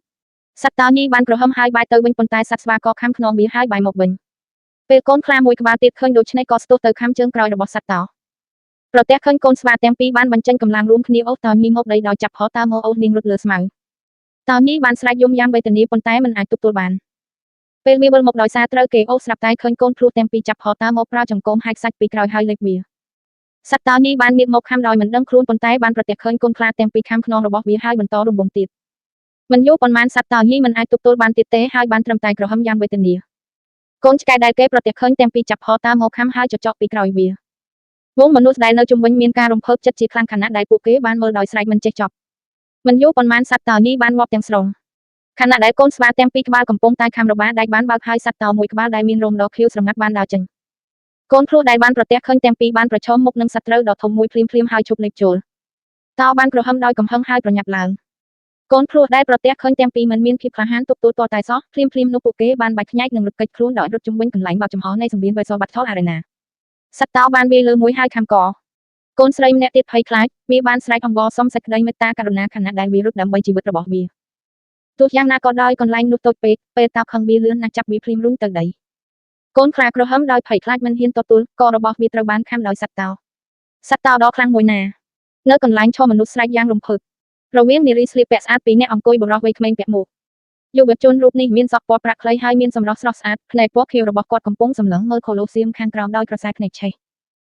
ស្ត្រីដ៏ស្រស់ស្អាតនៅខាងឆ្វេងបានដាក់ដៃរបស់នាងនៅលើភ្លៅរបស់យុវជនពេលនាងប្រដុសវាថ្នមនាងសម្លឹងមើលវាដោយញាប់ញ័រហើយខ្សឹបថាសម្លាញ់តើឯងមានកម្លាំងដូចសត្វតោដែរឬទេខ្ញុំពិតជាចង់ឃើញវាណាស់យុវជនដកការសម្លឹងមើលទៅនាងគាត់បញ្ចេញស្នាមញញឹមហើយនិយាយថាគេនិយាយថាសត្វតោអាចនៅបានតែប៉ុន្មានវិនាទីប៉ុណ្ណោះតើលោកជំទាវចូលចិត្តបែបនេះទ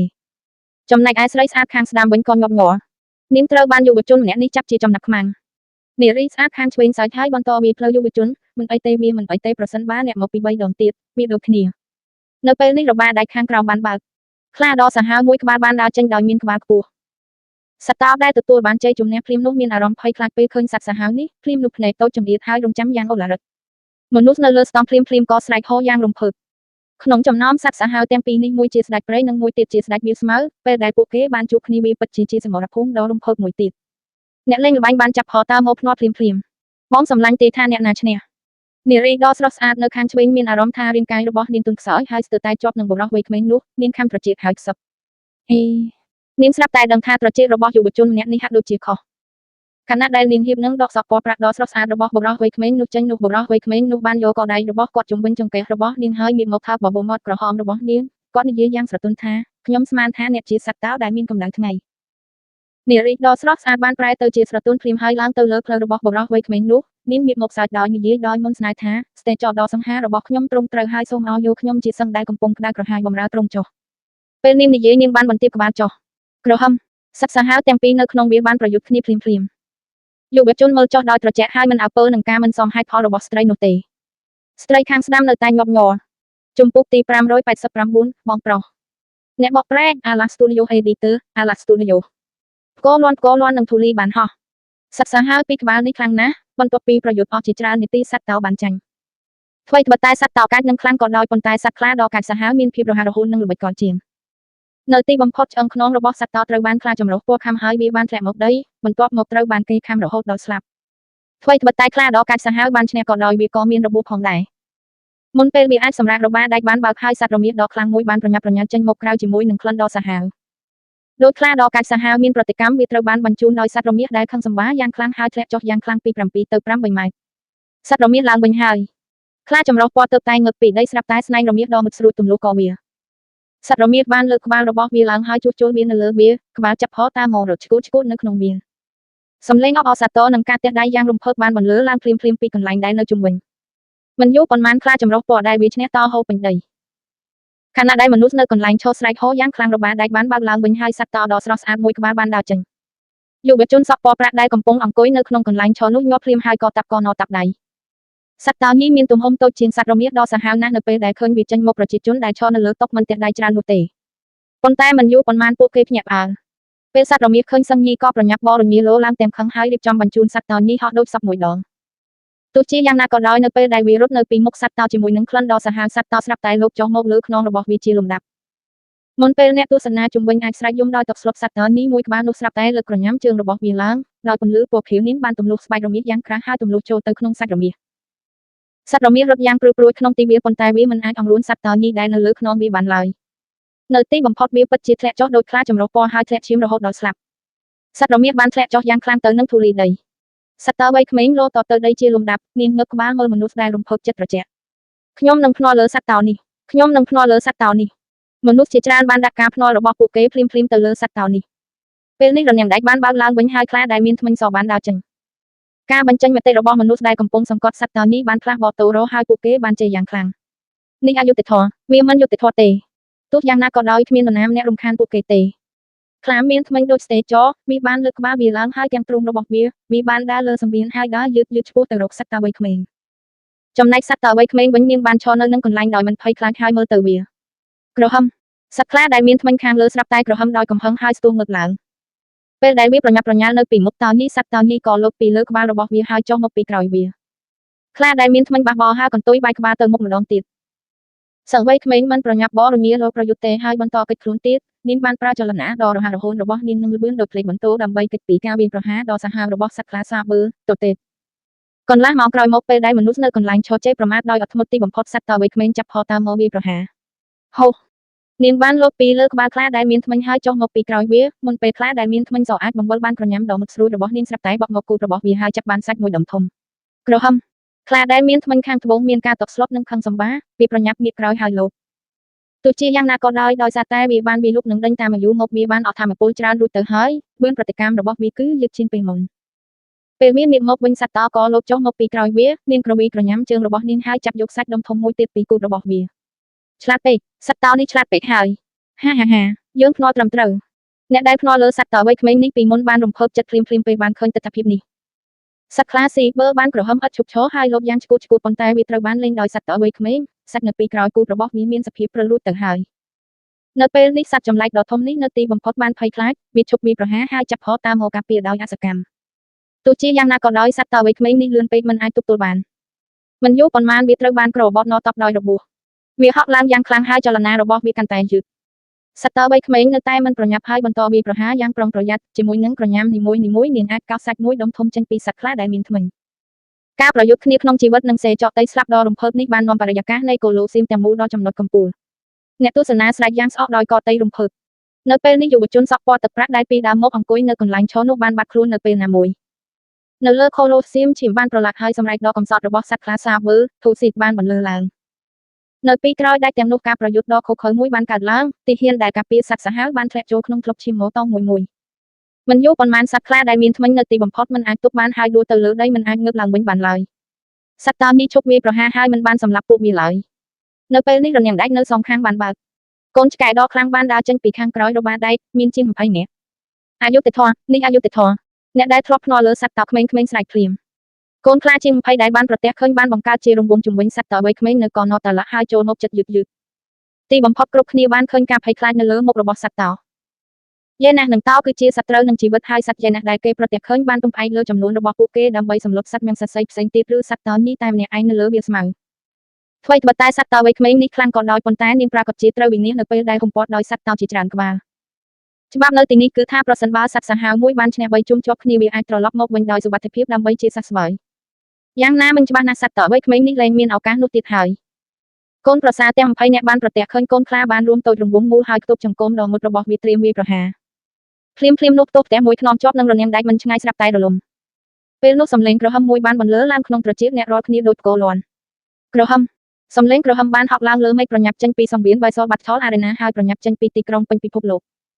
មនុស្សនៅកន្លែងឈរមានអារម្មណ៍ថាត្រចៀកចិត្តផ្ទុះឃើញផ្កាយហើយឈឺក្បាលហាក់ដូចជារលកថាមពលដ៏គួរឲ្យយល់ភ័យខ្លាចយ៉ាងខ្លាំងចំណែកកូនភ្លោះចិត្ត20ក្បាលដែលហៀបនឹងសម្លាប់នោះខ្លួនក៏ទន់ដៃជើងដួលបោកក្បាលទៅនឹងដីធូលីបានហោះទៅគ្រប់ទីកន្លែងពីផ្ទះដែលរលំសត្វតើដ៏ធំសម្បើមដែលគ្របដណ្ដប់ដោយពន្លឺពណ៌មាសបានដើរចេញពីធូលីដីពេញមេឃហើយដើរឆ្ពោះទៅកនតឡាក់សង្វៀន Visual Battle Arena ឆ្ពោះទៅរកសត្វតើនេះដែលស្រឡាំងកាំងនៅនឹងកន្លែងសត្វតើវ័យក្មេងញ័រនៅពេលនាងមើលវាមិនមែនជាការភ័យខ្លាចឬអស់សង្ឃឹមទេប៉ុន្តែជាការស្រក់ទឹកភ្នែកនាងស្គាល់គាត់មួយផ្លែតបងទឹកភ្នែកហូរស្រក់លើមុខជំពូកទី590បិសាចភ្នែកក្រហមអ្នកបកប្រែ Ala Studio Editor Ala Studio ក្រហមនៅខាងក្រៅទីក្រុងស្រាប់តែមានសត្វសាហាវមួយក្បាលបានលេចជជែងមកហើយស្រែកធ្ងន់ពេលពួកគេប្រញាប់ប្រញាល់ចូលទៅក្នុងទីក្រុងដូចជាជំនោរវងមនុស្សរស់រវើកនៅក្នុងទីក្រុងភ្លាមបានស្រែកហើយរត់ទៅគ្រប់ទីកន្លែងទាហានដែលយាមកន្លែងនោះកាន់កាំភ្លើងហើយឃើញថាសត្វសាហាវបានចូលរួមជាមួយមនុស្សក្នុងក្រុងរួចហើយមិនអាចបាញ់បានឡើយសត្វសាហាវបានក្រហមហើយប្រញាប់ប្រញាល់ទៅកាន់សង្វៀន Visual Battle Arena នៅលើ Colosseum ខណៈពេលដែលមនុស្សវិលមុខពីសម្រែករបស់ Stage ចតោហើយមានអារម្មណ៍ថារាងកាយរបស់ពួកគេទន់ខ្សោយជូស៊ីអូយេបានប្រញាប់ប្រញាល់ចេញពីរនាំងដែកជាមួយមីសត្វសាហាវផ្សេងទៀតដែលជាប់គុកក្នុងរនាំងដែកក៏ឆ្លៀតឱកាសរត់មកខំពេលទីហ៊ានយាមនៅខាងក្រៅបានលឺស្នូនោះពួកគេក៏ស្ទុះចូលទៅក្នុងកាំភ្លើងភ្លាមហើយចាប់ហោតាមកបាញ់យ៉ាងសាហាវទៅលើសត្វសាហាវព្រៃផ្សៃប៊ូមផ្ទះនៅ Colosseum ស្រាប់តែរលំមួយរំពេចប៊ូមផ្ទះនៅ Colosseum ស្រាប់តែរលំមួយរំពេចទីហ៊ានដែលឈរលើនោះហើយបាញ់ភ្លាមស្រែកហើយធ្លាក់ចូលទៅក្នុងគំនរបាក់បែកកប់ក្នុងនោះហើយមិនអាចក្រោកឡើងបានទៀតទេជូស៊ីអូយេបានប្រើរាងកាយដ៏ធំសម្បើមនិងកម្លាំងខ្លាំងរបស់គាត់ដើម្បីសាកថ្មយ៉ាងសាហាវនៅក្នុងផ្ទះក្រោម Colosseum ទីក្រុង Colosseum ទាំងមូលបានចាប់ផតាម៉ូប៊ីនុបយ៉ាងខ្លាំងក្លានិងហក់ឡើងអ្នកដែលអង្គុយមើលការសំតែងនោះបានប្រែជាស្លេកស្លាំងជាយូរមកហើយដោយការភ័យខ្លាចហើយរត់ទៅជុំវិញប៊ូមផ្ទុះខ្លាំង Davis Fighting Arena ដែលបាត់បង់ការគ្រប់គ្រងនៅខាងក្រោមពិតជាដួលរលំមែននៅក្នុងធូលីដីដែលពេញមេឃជូស៊ីអូយេបាននាំមីនិងក្រុមសត្វសាហាវដែលទទួលបានសេរីភាពហើយប្រញាប់ប្រញាល់ចូលទៅក្នុងផ្លូវនឹងវងមនុស្សបន្ទោទាហានដែលប្រញាប់បរញាលចេញពីផ្លូវចាប់ផតាមកបាញ់យ៉ាងសាហាវទាហានដែលឈរជើងនៅក្បែរនោះដែលបានទទួលដំណឹងភ្លាមនោះបានបើករថក្រោះទៅសង្គ្រោះពួកគេនៅពេលដែលជូស៊ីអូយេបាននាំយកសត្វដ៏កាចសាហាវដែលបានរត់ចេញពីសង្វៀន Visual Battle Arena ហើយបានចូលរួមជាមួយសត្វសាហាវជាង200ដែលបានវាយប្រហារពីខាងក្រៅទីក្រុងចំនួនរថក្រោះបានប្រមូលផលតុំយ៉ាងលឿននៅខាងក្រៅទីក្រុងកាំភ្លើងខ្លីនិងកាណុងដ៏គួរឲ្យភ័យខ្លាចសុទ្ធតែមានគោលដៅយ៉ាងស្អាតទៅកាន់ទីក្រុងបុរាណនេះជូស៊ីអូយេស្រែកភ្លាមហើយបញ្ឈប់សត្វសាហាវមិនឲ្យសម្លាប់មនុស្សនៅក្នុងទីក្រុងមនុស្សមានការភ័យខ្លាចពួកគេរត់ទៅគ្រប់ទីកន្លែងហើយរត់ចេញពីក្រុងអស់ពីកម្លាំងជូស៊ីអូយេបានបញ្ជាឲ្យសត្វសាហាវទាំងអស់បំបាយខ្លួនហើយលាយបញ្ចូលគ្នានៅក្នុងវងមនុស្សភ័យស្លន់ស្លោដោយរត់ចេញនៅខាងក្រៅមានមនុស្សយ៉ាងហោចណាស់10000នាក់បានប្រមូលផលតុំគ្នានៅក្នុងក្រុមថ្ងៃនេះដោយភ័យខ្លាចពួកគេបានរត់ចេញទៅខាងក្រៅក្នុងឈុតខ្មៅសត្វសាហាវបានលាយឡំគ្នារត់ចេញពីទីក្រុងពីគ្រប់ទិសទីហ៊ានដែលនៅជុំវិញខាងក្រៅមិនដឹងថាត្រូវធ្វើយ៉ាងណាពេលឃើញទិដ្ឋភាពនេះបើគេបាញ់មនុស្សទាំងនេះនឹងមិនអាចគេចផុតពីសំណាងអាក្រក់បានឡើយទោះជាយ៉ាងណាក៏ដោយប្រសិនបើពួកគេមិនបាញ់ទេសត្វសាហាវព្រៃផ្សៃនឹងរត់ចេញភ្លាមជាមួយនឹងមនុស្សដ៏គួរឲ្យភ័យខ្លាចរត់ទៅជិតហើយវាពួកវាឈរនៅនឹងកន្លែងហើយកុំរើចេញអ្នករាល់គ្នាឈរនៅនឹងកន្លែងហើយកុំរើភ្លាមនោះមន្ត្រីសក់ពណ៌មានកាន់មីក្រូហ្វូនហើយស្រែកពេញទីក្រុងប្រសិនបើប្រជាជននៅក្នុងទីក្រុងឈរនៅនឹងកន្លែងហើយមិនរើចេញទេទីហ៊ានដែលនៅជុំវិញពួកគេអាចបែងចែកបានភ្លាមហើយតម្រង់ទៅរកសត្វសាហាវដើម្បីសម្លាប់វាមកតមួយយ៉ាងណាក៏ដោយតើមនុស្សដែលភ័យខ្លាចអាចសតាប់តាមបញ្ជារបស់លោកយ៉ាងដូចម្តេច ជាងនេះទៅទៀតសត្វដកកាចសាហាវបានក្រហមនឹងគំរាមកំហែងនៅពេលវារត់ដូច្នេះហើយទៅប្រជាពលរដ្ឋក្នុងក្រុងនៅតែរត់ចេញពីក្រុងទាំងភ័យស្លន់ស្លោមិនឈប់ភ្លើងភ្លាមនោះមន្ត្រីបានបញ្ជាដោយកំហឹងបន្តអណតាត់ភ្លើងពណ៌ខៀវបានលោតមកលើធុងកាំភ្លើងហើយគ្រាប់កាំភ្លើងរាប់មិនអស់បានវាយប្រហារមនុស្សដែលកំពុងរត់និងសត្វសាហាវដែលលាយឡំគ្នាមិនយូរប៉ុន្មានមនុស្សនិងសត្វសាហាវជាច្រើនបានធ្លាក់មកដីពេលនេះមនុស្សភ័យខ្លាចឈប់រត់ហើយឈប់នៅនឹងកន្លែងដោយទឹកមុខស្លេកឈរនៅនឹងកន្លែងហើយកុំរើចេញបើមិនដូច្នេះទេកាំភ្លើងរបស់យើងនឹងបាញ់មកអ្នកនិងសត្វសាហាវទាំងនោះមន្ត្រីនោះបានស្រែកដាក់មេហ្គាហ្វូនម្ដងទៀតដោយឃើញមនុស្សជាច្រើនបានធ្លាក់ចូលទៅក្នុងធ្លុកឈាមហើយរត់ក្រោះនឹងកាំភ្លើងនៅខាងក្រៅតម្រង់មកពួកគេទីបំផុតប្រជាជននៅក្នុងទីក្រុងបានឈប់ហើយឈរនៅនឹងកន្លែងដោយងប់ងល់ស្ត្រីជាច្រើនបានយំស្រែកឲ្យគេជួយនៅក្រោមសម្រែករបស់ជូស៊ីអូយេសត្វសាហាវដែលកំពុងរត់ក៏ឈប់ហើយលាក់ខ្លួននៅពីក្រោយវងមនុស្សភាគីទាំងពីរប្រឈមមុខដាក់គ្នាបែបនេះបន្ទោអ្នកលោកបាញ់មនុស្សចាប់ហោតាមកផ្លាស់ទីហ៊ានក្នុងក្រុមកកាន់កាំភ្លើងហើយចាប់ហោតាមកបាញ់សត្វសាហាវដែលលាយឡំក្នុងវងមនុស្សដោយការភ័យខ្លាចសត្វសាហាវចាប់ហោតាមកខាំមនុស្សយ៉ាងឆ្កួតមនុស្សបានស្រែកឆោឡោរត់ចេញទៅទៀតទីក្រុងដែលទើបស្ងប់ស្ងាត់បានធ្លាក់ទៅក្នុងភាពវឹកវរម្ដងទៀតភ្លើងពេលសត្វសាហាវមកលាយឡំក្នុងវងមនុស្សហើយរត់ទៅរកទីហ៊ានខាងក្រៅមន្ត្រីនោះក៏បញ្ជាយ៉ាងត្រជាក់ម្ដងទៀតភ្លាមនោះសំឡេងស្រែកដ៏រន្ធត់របស់មន្ត្រីមនុស្សស្រាប់តែចេញមកពីមេហ្គាហ្វូនស្របពេលនោះទីហ៊ានដែលឡំពាត់ទីក្រុងទាំងមូលបានស្រែករហូតយំសត្វចម្លែកនៅទីនេះទីហ៊ានស្រែកដោយទឹកមុខភ័យខ្លាចបន្ទោកាំភ្លើងចាប់ហោតាមកសម្ដៅទៅកាន់ដៃគូរបស់ខ្លួនភ្នំភ្លើងបានលេចប្របាក់និងបាញ់អស់ពីកម្លាំងរបស់វាក្រុមបន្ទាប់ពីសត្វចម្លែកភ្នែកក្រហមមួយក្រុមបានបង្ហាញខ្លួននៅពីក្រោយទីហ៊ានហើយបានគោះដាក់ពួកគេរត់ក្រោះប្រញាប់ងាកមករកសត្វចម្លែកភ្នែកក្រហមនៅខាងក្រៅដោយវាយប្រហារអស់ពីកម្លាំងទោះយ៉ាងណាក៏ដោយភ្នែកក្រហមបានប្រញាប់ប្រញាល់ចូលទៅក្នុងកងទ័ពរបស់ពួកគេជាយូរមកហើយចាប់ហោតាមកខាំយ៉ាងឆ្កួតទីហ៊ានរត់ចូលក្រុមទាំងភ័យខ្លាចស្នូកាំភ្លើងនិងសម្រែកដ៏រន្ធត់របស់ទីហ៊ានបានបន្លឺឡើងគ្រប់ទីកន្លែងមនុស្សនិងសត្វសាហាវនៅក្នុងក្រុងស្ងាត់ស្ងៀមហើយមើលទៅខាងក្រៅទីហ៊ានដែលឡំពាត់ទីក្រុងរត់ទៅរកពួកគេហើយស្រែកយំអស់សង្ឃឹមសត្វចម្លែកនៅទីនេះសត្វចម្លែកដែលបានកាន់កាប់ទីក្រុងនិងសម្លាប់មនុស្សពិតជាមកទីនេះមែនតើបន្ទាយនៅខាងមុខនៅឯណាវាអាចថាពួកគេបានដួលរួចហើយទីហ៊ានស្ថិតក្នុងភាពអស់សង្ឃឹមពេលរត់មកក៏បែរមុខមកបាញ់ពួកគេមិនអាចប្រាប់សត្វចម្លែកពីដៃគូរបស់ពួកគេបានទេទីហ៊ានរត់រាប់មិនអស់បានធ្លាក់ក្នុងធ្លុកឈាមសត្វចម្លែកភ្នែកក្រហមដែលខ្ចប់យ៉ាងក្រាស់បានប្រញាប់ប្រញាល់ខាំទីហ៊ានដ៏គួរឲ្យអាណិតដោយហែកវាជាបំណែកជូស៊ីអូយេនិងមីបានឈរជាមួយគ្នាហើយមើលទិដ្ឋភាពដ៏រន្ធត់នេះរបស់ពួកគេបេះដូងចាប់ហោតាមកត្រជាក់ជំវិញត្រូវបានកាន់កាប់ដោយសត្វចម្លែកភ្នែកក្រហមទីហ៊ានដែលទើបតែបញ្ចេញកម្លាំងរបស់ខ្លួនដោយកាំភ្លើងប្រៀបដូចជាឆ្កែវង្វេងមនុស្សរស់ទាំងអស់បានចូលទៅក្នុងទីក្រុងហើយចាប់ផ្ដើមបាញ់ប្រហារនៅខាងក្រៅសត្វសាហាវដែលលាយឡំគ្នាក្នុងវងមនុស្សមានភាពស្ងប់ស្ងាត់គួរឲ្យភ្ញាក់ផ្អើលហើយមិនបានឆ្លៀតឱកាសវាយប្រហារពួកគេពីខាងក្រោយឡើយមានសត្វចម្លែកភ្នែកក្រហមច្រើនពេកពួកគេបានដួលហើយក្រោកឡើងមកតង់ទៀតទីហ៊ានដែលត្រូវគេខាំស្លាប់មិនយូរប៉ុន្មានក៏ស្ទុះឡើងទៅជាបិសាចដោយភ្នែកក្រហមទីហ៊ានបានបាញ់យ៉ាងឆ្កួតហើយសត្វចម្លែកភ្នែកក្រហមបានធ្លាក់ជាជួរប៉ុន្តែពួកគេនៅតែចូលទៅចិត្តបន្តិចមកតង់ហើយលោតទៅមុខក្រហម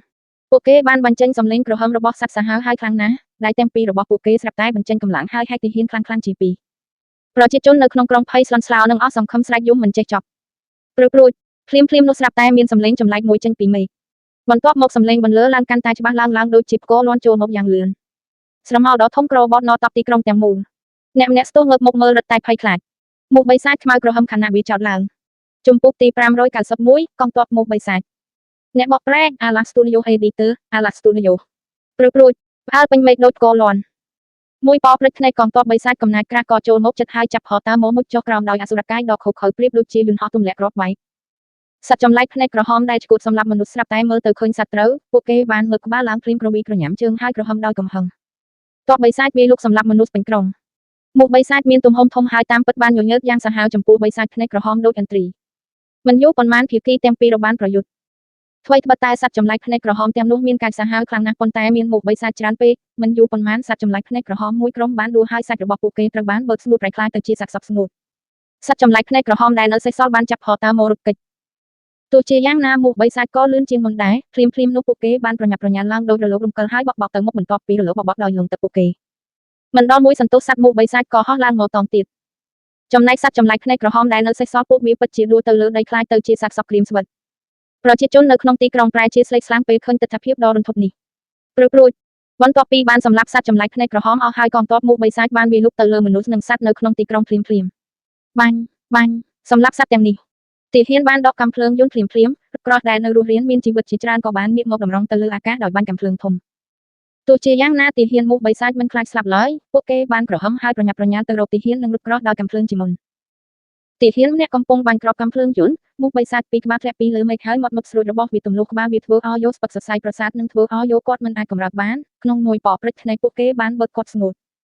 ទីហ៊ានជាច្រើនទៀតបានស្រែកដោយភ័យខ្លាចក្រោមការវាយប្រហាររបស់សត្វមូសបិសាចហើយបានបោះបង់កាំភ្លើងដើម្បីគេចខ្លួនរត់ក្រោះក៏នៅស្ងៀមសត្វមូសបិសាចបានវាយលុកលើរត់ក្រោះមកតមួយជំវិញពួកគេយ៉ាងតឹងរឹងទីហ៊ាននៅខាងក្នុងមិនអាចមើលឃើញស្ថានភាពនៅខាងក្រៅទេនៅពេលដែលពួកគេឈប់ហើយបើការបាញ់ប្រហារសត្វមូសបិសាចតូចពិតជាវាចូលទៅក្នុងកាណុងបាញ់ហើយតាមកាណុងចូលទៅក្នុងវាទីក្រុងទាំងមូលស្ថិតក្នុងភាពវឹកវរមកតមទៀតមនុស្សនិងសត្វបានភៀសខ្លួនដោយការភ័យខ្លាចមេទ័ពបិសាចចាប់ហតាមកសម្លាប់យ៉ាងឆ្កួតឆ្កួតជូស៊ីអូយេបានឆ្លៀតឱកាសនេះដើម្បីស្រែកធ្ងន់ដោយកំហឹងហើយរត់ចេញពីទីក្រុងជាមួយមីដែលជាឪពុកត្រជាក់និងសត្វសាហាវដទៃទៀតនៅពេលដែលកងទ័ពមូសបិសាចបានរកឃើញស្ថានភាពហើយបានបញ្ជូនរលកនៃមូសបិសាចចេញដើម្បីដេញតាមគាត់ស្រាប់តែមានផ្សែងខ្មៅខ្លាំងបានបាញ់ចេញពីខាងក្រោយជូស៊ីអូយេហើយបានហោះទៅលើមេឃសត្វមូសបិសាចដែលបានដេញតាមចិត្តនោះពិតជាបានចុះចតភ្លាមហាក់បីដូចជាបានជួបប្រទះនឹងភាពអាក្រក់របស់ពួកគេជូស៊ីអូយេបាននាំសត្វកាចសាហាវរាប់សិបក្បាលមកហើយប្រញាប់ចេញពីការឡោមព័ទ្ធនឹងទីក្រុងមិនយូរប៉ុន្មានពួកគេបានចូលទៅក្នុងវាលស្មៅទោះយ៉ាងណាក៏ដោយសត្វមូសបិសាចនៅតែមានមិនបានបណតតយោឲ្យឡើងនឹងបាត់ស៊ីគ្មានទីបញ្ចប់មូសបិសាចដែលនៅសល់បានហៅដៃគូរបស់ពួកគេពពកខ្មៅពី3បានចុះមកយ៉ាងលឿនហើយឡោមព័ទ្ធពួកវាពីទិសដៅផ្សេងគ្នាជូស៊ីអូយេឈប់ហើយទុកឲ្យយោសត្វសាហាវទាំងអស់ចូលមកជិតគាត់ហើយឡោមព័ទ្ធគាត់ពពកខ្មៅសរុបចំនួន5បានចុះចតពីទិសទាំង5ហើយឡោមព័ទ្ធពួកគេនៅកនតាឡាជូស៊ីអូយេទុកដង្ហើមរបស់គាត់ហើយចាប់ហតាមកដកដង្ហើមរបស់គាត់នៅពេលដែលពពកខ្មៅទាំង5ដែលបង្កើតឡើងដោយសត្វមូសបិសាចរាប់មិនអស់បានវាលុបពួកគេដោយការភ្ញាក់ផ្អើលនោះស្រាប់តែមានសម្លេងយ៉ាងខ្លាំងផ្សែងខ្មៅដ៏គួរឲ្យយកខ្លាចមួយរំពេចចេញពីក្រោយជូស៊ីអូយេផ្សែងខ្មៅហុយចេញមកដូចជារលកធំហើយបានរំពាត់សត្វសាហាវទាំងអស់ភ្លាមក្នុងពេលជាមួយគ្នានោះអាប់ខ្មៅបានហោះឡើងលើមេឃហើយបន្តការយល់ច្រឡំពពកខ្មៅទាំង5ដែលបង្កើតឡើងដោយបិសាចមូសបានលិចទឹកភ្លាមសត្វសាហាវជាច្រើនចាប់ហតាមកអួតមានតែឪពុកដ៏ត្រជាក់និងមីប៉ុណ្ណោះដែលទប់ដង្ហើមរួចសត្វមូសបិសាចដែលនៅជុំវិញគាត់មិនយូរប៉ុន្មានក៏ឈប់និយាយនៅពេលដែលផ្សែងខ្មៅដ៏គួរឲ្យភ័យខ្លាចបានសាយភាយយ៉ាងលឿនសត្វដ៏កាចសាហាវទាំងនេះមានការភ្ញាក់ផ្អើលជាខ្លាំងនៅពេលដែលដឹងថាមូសបិសាចដ៏ក្រាស់និងគួរឲ្យខ្លាចរាប់មិនអស់ពិតជាបានជន់គ្នាហើយធ្លាក់មកដីស្លាប់ទាំងស្រុងគ្មាននរណាម្នាក់ក្នុងចំណោមពួកគេនៅរស់ទេអ្វីដែលគួរឲ្យរន្ធត់សត្វកាចសាហាវរាប់សិបក្បាលបានសម្លឹងមើលស្ទេចតមាសដែលនៅក្បែរពួកគេដោយការភ្ញាក់ផ្អើលក្រហមជូស៊ីអូយេភ្លាមបានក្រហមដោយកំហឹងហើយរត់ទៅលើវាលស្មៅជាមួយគេមនុស្សសត្វចម្លែកភ្នែកក្រហមនិងសត្វមូសបិសាចសង្គ្រាមរវាងពួកគេគ្មានអ្វីពាក់ព័ន្ធជាមួយគាត់ទេគាត់ចង់នាំមីនិងឪពុកត្រជាក់ចេញពីទីនេះហើយមិនត្រឡប់មកវិញទេបន្ទោភ្លាមនោះស្នូកាំភ្លើងបានបន្លឺឡើងពីចម្ងាយក្នុងពេលជាមួយគ្នានោះសត្វតោជាច្រើនបានបន្លឺឡើងពេលជូស៊ីអូយេរត់ជាមួយឪពុកត្រជាក់និងអ្នកដទៃស្រាប់តែឃើញមានមោទនភាពខ្លាំងជាមួយនឹងសមាជិករាប់រយនាក់ទោះជាយ៉ាងណាក៏ដោយមោទនភាពដ៏អស្ចារ្យនេះកំពុងរត់ទៅរកពួកគេទាំងភ័យស្លន់ស្លោនិងភ័យខ្លាចនៅពីក្រោយពួកគេមានឡានជីប3គ្រឿងដែលមានមនុស្សឈរលើពួកគេនិងកាំភ្លើងយន្តកំពុងបាញ់អណតាភ្លើងនិងគ្រាប់កាំភ្លើងតោបានដួលមកតមួយហើយឈាមបានប្រឡាក់ស្មៅក្រហមយ៉ាងធំនៅពេលដែលមោទនភាពដ៏មហិមានេះចិត្តដល់កម្រិតឈូស៊ីវយេស្រាប់តែបើកមាត់ហើយបញ្ចេញសំឡេងក្រហមគួរឲ្យខ្លាចលៀនឃីងរ៉ដែលបានផ្លាស់បតូរ៉ូបាននាំមកជាមួយវានៅរលកអាកាសដ៏ខ្លាំងក្លាដែលបានហក់ទៅមុខដូចជំនោរសត្វតោដែលកំពុងរត់ត្រូវបានរុញទៅដីអ្នកដែលជិះឡានជីបទាំង3ពីក្រោយស្រាប់តែមានអារម្មណ៍ឈឺត្រចៀកយ៉ាងខ្លាំងហើយក្បាលក៏ញ័រមួយផ្លែតឃើញតារាហើយចិត្តដួលស្មេកកញ្ចក់ឡានជីបត្រូវខ្ទេចដោយសាររលកសំឡេងនេះជូស៊ីអូយេក្រហមមកតទៀតហើយបាញ់ចេញដូចព្រួញដោយបាញ់សម្ដៅទៅលើឡានជីបទាំង3មីឪពុកត្រជាក់និងសត្វសាហាវ20ជាងដើរតាមពីក្រោយគាត់ហើយក្រហមនៅពេលពួកគេប្រញាប់ឡើងប៊ូមជូស៊ីអូយេស្ទោះទៅបុកឡានជីបមួយក្បាលយ៉ាងខ្លាំងចំណែករថយន្តយីដុបដែលកំពុងបើកបរ៉ូបានខ្ទាតទៅចំហៀងមុនពេលមនុស្សនៅក្នុងឡានអាចក្រោកឡើងមីដែលជាឪពុកដ៏ត្រជាក់និងសត្វសាហាវបានវាយលុកពួកគេរួចហើយពួកគេគោកក្រញាំជើងបើកមាត់បង្ហូរឈាមដើម្បីសងសឹកជូស៊ីអូយេបានប្រញាប់ប្រញាល់ទៅរកឡានជីបទី2មកតទៀតហើយបានក្រញាំជើងរបស់គាត់ដោយមានការបំផ្ទុះគាត់ពិតជាបានក្រឡាប់រថយន្តជីបទៅដីនៅពេលនេះសត្វតោជាច្រើនក្បាលនៅក្នុងមហាអំនួតបានក្រោកពីដីហើយប្រញាប់ប្រញាល់មកវាយមនុស្សឡានជីបដែលនៅសេសសល់ចាប់ហតាមកបន្ថែមល្បឿនរត់កិច្ចយ៉ាងព្រឺព្រួចយ៉ាងណាមិញនៅលើវាលស្មៅនេះមិនថាលឿនប៉ុណ្ណាទេតើវាអាចរត់ទៅឯណា P4 String ខ្យល់ភ្លាមបានបាញ់ចេញពីខាងក្រោយជូស៊ីអូយេរាងកាយដ៏ធំទាំងមូលរបស់គាត់ពិតជាលោតទៅឆ្ងាយរាប់សិបម៉ែត្រភ្លាមជាមួយនឹងការរយំមួយប៉ព្រឹកភ្នែកក៏ស្ទប់ទៅចាប់រថយន្តជីបដែលបើករត់កិច្ចទៅបុករថយន្តបន្ទោះសម្បកកង់ទាំង4របស់រថយន្តជីបត្រូវបានកាន់ខ្ទេចពេញខ្លួនមុនពេលអ្នកបើកបរអាចដកកាំភ្លើងចេញតាមបង្អួចលោកជូស៊ីអូយេបានវាយដំបូលរថយន្តរួចជាមួយនឹងក្រញាំរបស់គាត់ហើយបានសង្កត់គាត់ប្រឆាំងនឹងកង់បោណតឡាឲ្យផ្ទុះក្បាលមីនិងឪពុកត្រជាក់ប្រញាប់ប្រញាល់សត្វតោជាច្រើនបានប្រញាប់ប្រញាល់ហើយចាប់ហតាមកសម្លាប់មនុស្សដែលនៅសល់ជូស៊ីអូយេចុះពីឡានមកឈរនៅខាងមើលដោយស្ងៀមស្ងាត់ នៅពេលដែលមនុស្សនៅលើរថយន្តយី13គ្រឿងត្រូវបានគេសម្លាប់ទាំងស្រុងមកទិដ្ឋភាពបានឈានដល់ផ្លូវសត្វតសក់ពណ៌ខ្មៅខ្ពស់និងខ្លាំងបានដើរចេញមកពីមុខជូស៊ីអូយេគាត់មើលគាត់នឹងឪពុកត្រជាក់នឹងមីឪពុកត្រជាក់បានស្គាល់គាត់ភ្លាមនេះគឺជាកូនប្រុសរបស់គាត់ឈ្មោះឡាពិភពលោកស្ថិតក្នុងភាពច្របូកច្របល់ហើយសូម្បីតែវាស្មៅដ៏ស្ងប់ស្ងាត់ពីមុនក៏មានភាពវឹកវរដែរដើម្បីរស់ពួកគេគ្មានជំរឿអ្វីក្រៅពីស្វែងរកទឹកដីថ្មីជូស៊ីអូយេសម្លឹងមើលមកទិដ្ឋភាពដ៏ហត់នឿយនិងច្របូកច្របល់នៅចំពោះមុខគាត់សត្វតាបទាំងនេះអាចជាតោតែមួយគត់ដែលបន្សល់ទុកនៅលើវាស្មៅកាលពីអតីតកាលនេះប្រហែលជាគ្រាប់ភ្លើងចុងក្រោយរបស់តោដែលនៅសេសសល់ក្នុងលោកនេះគាត់ត្រូវតែនាំពួកគេទៅកាន់ពិភពលោកថ្មីហើយបន្តពូជមេឃងងឹតហើយតែនៅមានពន្លឺនៅខាងមុខជំពូកទី592ស្ដេចអ្នកបកប្រែ Ala Studio Editor Ala Studio មេឃពណ៌ខៀវហើយពពកពណ៌សមានភ្នំបៃតងនិងទឹកលើលោកនេះដែលមានទេសភាពស្រស់ស្អាតប្រៀបបាននឹងខ្យល់អាកាសដ៏ផ្អែមល្ហែមឪពុកត្រជាក់មីឡាសនិងអ្នកផ្សេងទៀតបានស្រឡាំងកាំងជាមួយនឹងទេសភាពដ៏ស្រស់ស្អាតនៃពិភពលោកថ្មីនេះជាទឹកដីនៃអាណាចក្រអែលនៅភ្នំខាងក្រោយទីក្រុងអែលទោះបីជាវាមិនធំដូចវាស្មៅពីមុនក៏ដោយវាគ្រប់គ្រាន់សម្រាប់ពួកគេដើម្បីរស់សត្វគ្រប់ប្រភេទរស់នៅលើវាស្មៅហើយមានសត្វស្លាបនិងសត្វពាហនៈគ្រប់ប្រភេទនៅក្នុងព្រៃជុំវិញគ្មាននរណាម្នាក់ជ្រៀតជ្រែកឡើយហើយវៃបានដើរតាមការអភិវឌ្ឍធម្មជាតិ Little Colite បានជ្រើសរើសទឹកដីរបស់ខ្លួនជាយូរមកហើយឥឡូវនេះគាត់គឺជាស្តេចនៃមោទនភាពរបស់ឪពុកត្រជាក់ទោះបីជាឪពុកត្រជាក់មិនពេញចិត្តក៏មិនហ៊ានទប់ដែរវាមិនមែនថាគាត់ចាស់នោះទេប៉ុន្តែ Little Colite បានធំឡើងសម្រាប់ជូស៊ីអូយេគាត់គឺជាស្តេចនៃសត្វទាំងអស់នៅទីនេះជាការពិតណាស់គាត់នៅតែជាស្តេចនៃអាណាចក្រអែលបន្ទាប់ពីបានដោះស្រាយនៅមោទនភាពរបស់ឪពុកត្រជាក់និងឡាជូស៊ីអូយេបាននាំ Catherine ចូលទៅក្នុងទីក្រុងអែលជូស៊ីអូយេបានប្រែក្លាយទៅជាយុវជនសក់ពណ៌ប្រាក់ដ៏សង្ហាចំពោះ Catherine នាងនៅតែជាសត្វតោហើយដើរតាមពីក្រោយគាត់យ៉ាងជិតស្និទ្ធនាងសុខចិត្តធ្វើជាសត្វតោតែប៉ុណ្ណោះដរាបណានាងអាចដើរតាមគាត់នេះគឺគ្រប់គ្រាន់ហើយទោះជាយ៉ាងណានៅពេលយប់នាងមិនអាចឃើញស្ដេចរបស់នាងឡើយម្ចាស់ស្ត្រីនៃអាណាចក្រអែលសម្រស់សក់ក្រហម Lenisi បានកាន់កាប់ស្តេចរបស់គាត់ Catherine បានត្រឹមតែយាមទ្វារដោយស្ងៀមស្ងាត់សតាប់សម្លេងខាងក្នុងនិងនឹកឃើញអ្វីៗគ្រប់យ៉ាងដែលបានកើតឡើងកាលពីអតីតកាល Lenisi មានផ្ទៃពោះទោះបីជានាងពិតជាចង់ធ្វើអ្វីមួយជាមួយជូស៊ីអូយេក៏ដោយប៉ុន្តែរាងកាយរបស់នាងមិនអនុញ្ញាតទេដូច្នេះហើយទើបនាងហៅហ្វៃឯមកនាងដេកក្បែរហើយញញឹមពេលនាងបង្រៀនហ្វៃពីរបៀបបម្រើបុរសរបស់នាងនៅយប់នោះ Catherine ដែលកំពុងយាមទ្វារបិទភ្នែកតែមិនបានដេកទេនាងបានដឹងថាសម្លេងដែលមានរយៈពេលស្ទើរពេញមួយយប់តំណាងឲ្យអ្វីទោះជាយ៉ាងណាឲ្យយកតែស្ដេចពេញចិត្តនាងនឹងនៅស្ងៀមរហូតព្រះរាជាមើលទៅហាក់បីដូចជាចូលចិត្តវាខ្លាំងណាស់ទោះបីពេលភ្ញាក់ពីដំណេកនៅថ្ងៃបន្ទាប់ក៏ដោយក៏ទ្រង់មិនអាចដើរបានឡើយស្ពានទឹកកកនៅលើច្រាំងថ្មចោតត្រូវបានជួសជុលនៅក្រោមគម្របព្រៃឈើព្រិលនៅខាងក្រៅអាណាចក្រអែលទាំងមូលហាក់ដូចជាបានបាត់ខ្លួនពីពិភពលោកនេះសត្វឥន្ទ្រីទាំងនេះនិងសត្វដទៃទៀតនៅលើភ្នំខាងក្រោយហាក់ដូចជាត្រូវបានពិភពលោកខាងក្រៅបំផ្លិចបន្តិចមកតង់ទោះយ៉ាងណាក៏ដោយនរណាម្នាក់នឹងមិនភ្លេចពួកគេទេមួយឆ្នាំក្រោយមកមានព័ត៌មានពីខាងក្រៅថាចក្រភព Bolton ដែលនៅជាប់នឹងអាណាចក្រ Elven ហើយជារឿយតែងតែធ្វើបាបពួក Effort ត្រូវបានបំផ្លាញភ្លាមព្រះរាជវង្សានុវង្សទាំងអស់នៃព្រះរាជាណាចក្រ Bolton ត្រូវបានសម្លាប់ដោយមិនទុកឲ្យមានជីវិតតែមួយឡើយអ្នកដែលបំផ្លាញព្រះរាជាណាចក្រ Bolton គឺជាស្តេចថ្មីនៃចក្រភពកា Cather ម្ចាស់ក្សត្រីនៃ Cather បានផ្ញើនរណាម្នាក់ឲ្យចុះសម្បត្តិនៅក្នុងព្រៃព្រឺហើយត្រូវបាននាំត្រឡប់ទៅទីក្រុងអែលដោយក្រុមកាយរដ្ឋីនៃព្រះរាជាណាចក្រអែលចក្រភពកាសបានក្លាយជាមហាអំណាចរួចទៅហើយអាណាចក្រអូស៊ីជាច្រើនដែលនៅក្បែរនោះត្រូវបានបំផ្លាញហើយម្ចាស់ក្សត្រីនៃ Cather បានក្លាយជាមហាក្សត្រីដ៏ល្បីដែល OCS ទាំងអស់គោរពបូជានិងញ័រសម្បត្តិរបស់នាងគឺសាមញ្ញណាស់នាងបានអនុញ្ញាតឲ្យចក្រភពអែលបើករបាំងហើយឲ្យនាងចូលនិងចេញដោយសេរីនៅពេលអនាគតនាងចង់ឃើញជូស៊ីអូយេបរិសុទ្ធរបស់នាងនៅពេលដែល Lenisi បានឃើញសម្បត្តិនេះនាងក៏ហែកវាចោលហើយបដិសេធដោយមិនស្ទាក់ស្ទើរជូស៊ីអូយេដែលកំពុងអបកូនស្រីរបស់គាត់រួចហើយនោះមិនមានចេតនាចង់រំលឹកដល់គូស្នេហ៍ចាស់របស់គាត់ទេលើពីនេះគាត់បាននិយាយទាំងភ័យខ្លាចថាខ្ញុំមិនអាចបើករនាមបានទេបើមិនដូច្នោះទេបើស្ត្រីនោះរកឃើញខ្ញុំតម្រង់នោមនឹងឈឺចាប់បន្ទាប់ពីសង្គ្រាមលើកមុនអាណាចក្រអែលមានចំនួនប្រជាជនស្គមហើយមានបុរសតិចជាងដូច្នេះហើយដើម្បីអនាគតប្រទេសជាតិនិងការបន្តពូជរបស់ពួកឥន្ទ្រីជូស៊ីអូយេបានស្ទាក់ស្ទើររៀបការជាមួយអេវ័យក្មេងនិងស្រស់ស្អាតជាច្រើនអ្នករួចទៅហើយគាត់ឈឺក្បាលរាល់ថ្ងៃថាស្រីណាមកដេកក៏មិនហ៊ានឲ្យយកស្រីដូចចចកនោះមករកដែរទោះជាយ៉ាងណាក៏ដោយមួយខែក្រោយមកលោក Cather បានផ្ញើសម្បត្តិមួយទៀតដែលមានរូបបញ្ឈរនិងកាលបរិច្ឆេទរបស់ទារកពីរនាក់នៅក្នុងនោះសម្បត្តិនោះបាននិយាយថាពួកគេជាកូនភ្លោះក្មេងប្រុសនេះត្រូវបានគេហៅថាជូបាបាំងហើយក្មេងស្រីត្រូវបានគេហៅថាជូឡាយុអិចសមយកពួកគេជាកូនរបស់អ្នកខ្ញុំស្បត់ចំពោះគេឈ្មោះរបស់ម្ចាស់ក្សត្រីនៃអាណាចក្រកាសនិងលើអ្វីគ្រប់យ៉ាងអំពីអាលីសានៅពេលដែលជូស៊ីអូយេបានឃើញប្រយោគនៅលើសម្បត្តិនោះគាត់មិនអាចស្ងប់ចិត្តភ្លាមបានទេតើនេះឈ្មោះអ្វីជូស៊ីអូយេបានឆ្លើយតបភ្លាមដោយត្រឹមតែ4ពាក្យដាក់ឈ្មោះថ្មីដោយឃើញថាគាត់វង្វេងរួចហើយ Lenisi បានត្រឹមអោបកូនស្រីហើយអង្វរថាយប់កុំទៅបាទអ្នកទៅនាងប្រកាសជាមិនឲ្យអ្នកត្រឡប់មកវិញទេតើកូនស្រីយើងគួរធ្វើយ៉ាងណាជូស៊ីអូយេឈឺក្បាលខ្ញុំក៏មិនចង់ទៅដែរប៉ុន្តែមានកូនខ្ញុំ2នាក់នៅទីនោះតើខ្ញុំគួរធ្វើអ្វី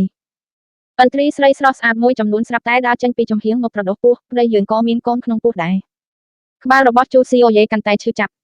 នៅទីបំផុតឡែនីស៊ីបានអនុញ្ញាតឲ្យយកចូលជាបនតោះអាសន្នហើយបានបើករនាំងដើម្បីឲ្យយកអាលីសាចូលទៅក្នុងខ្លួននាងនិងកូនទាំងពីរបានត្រឹមតែអនុញ្ញាតឲ្យយកចូលប៉ុណ្ណោះ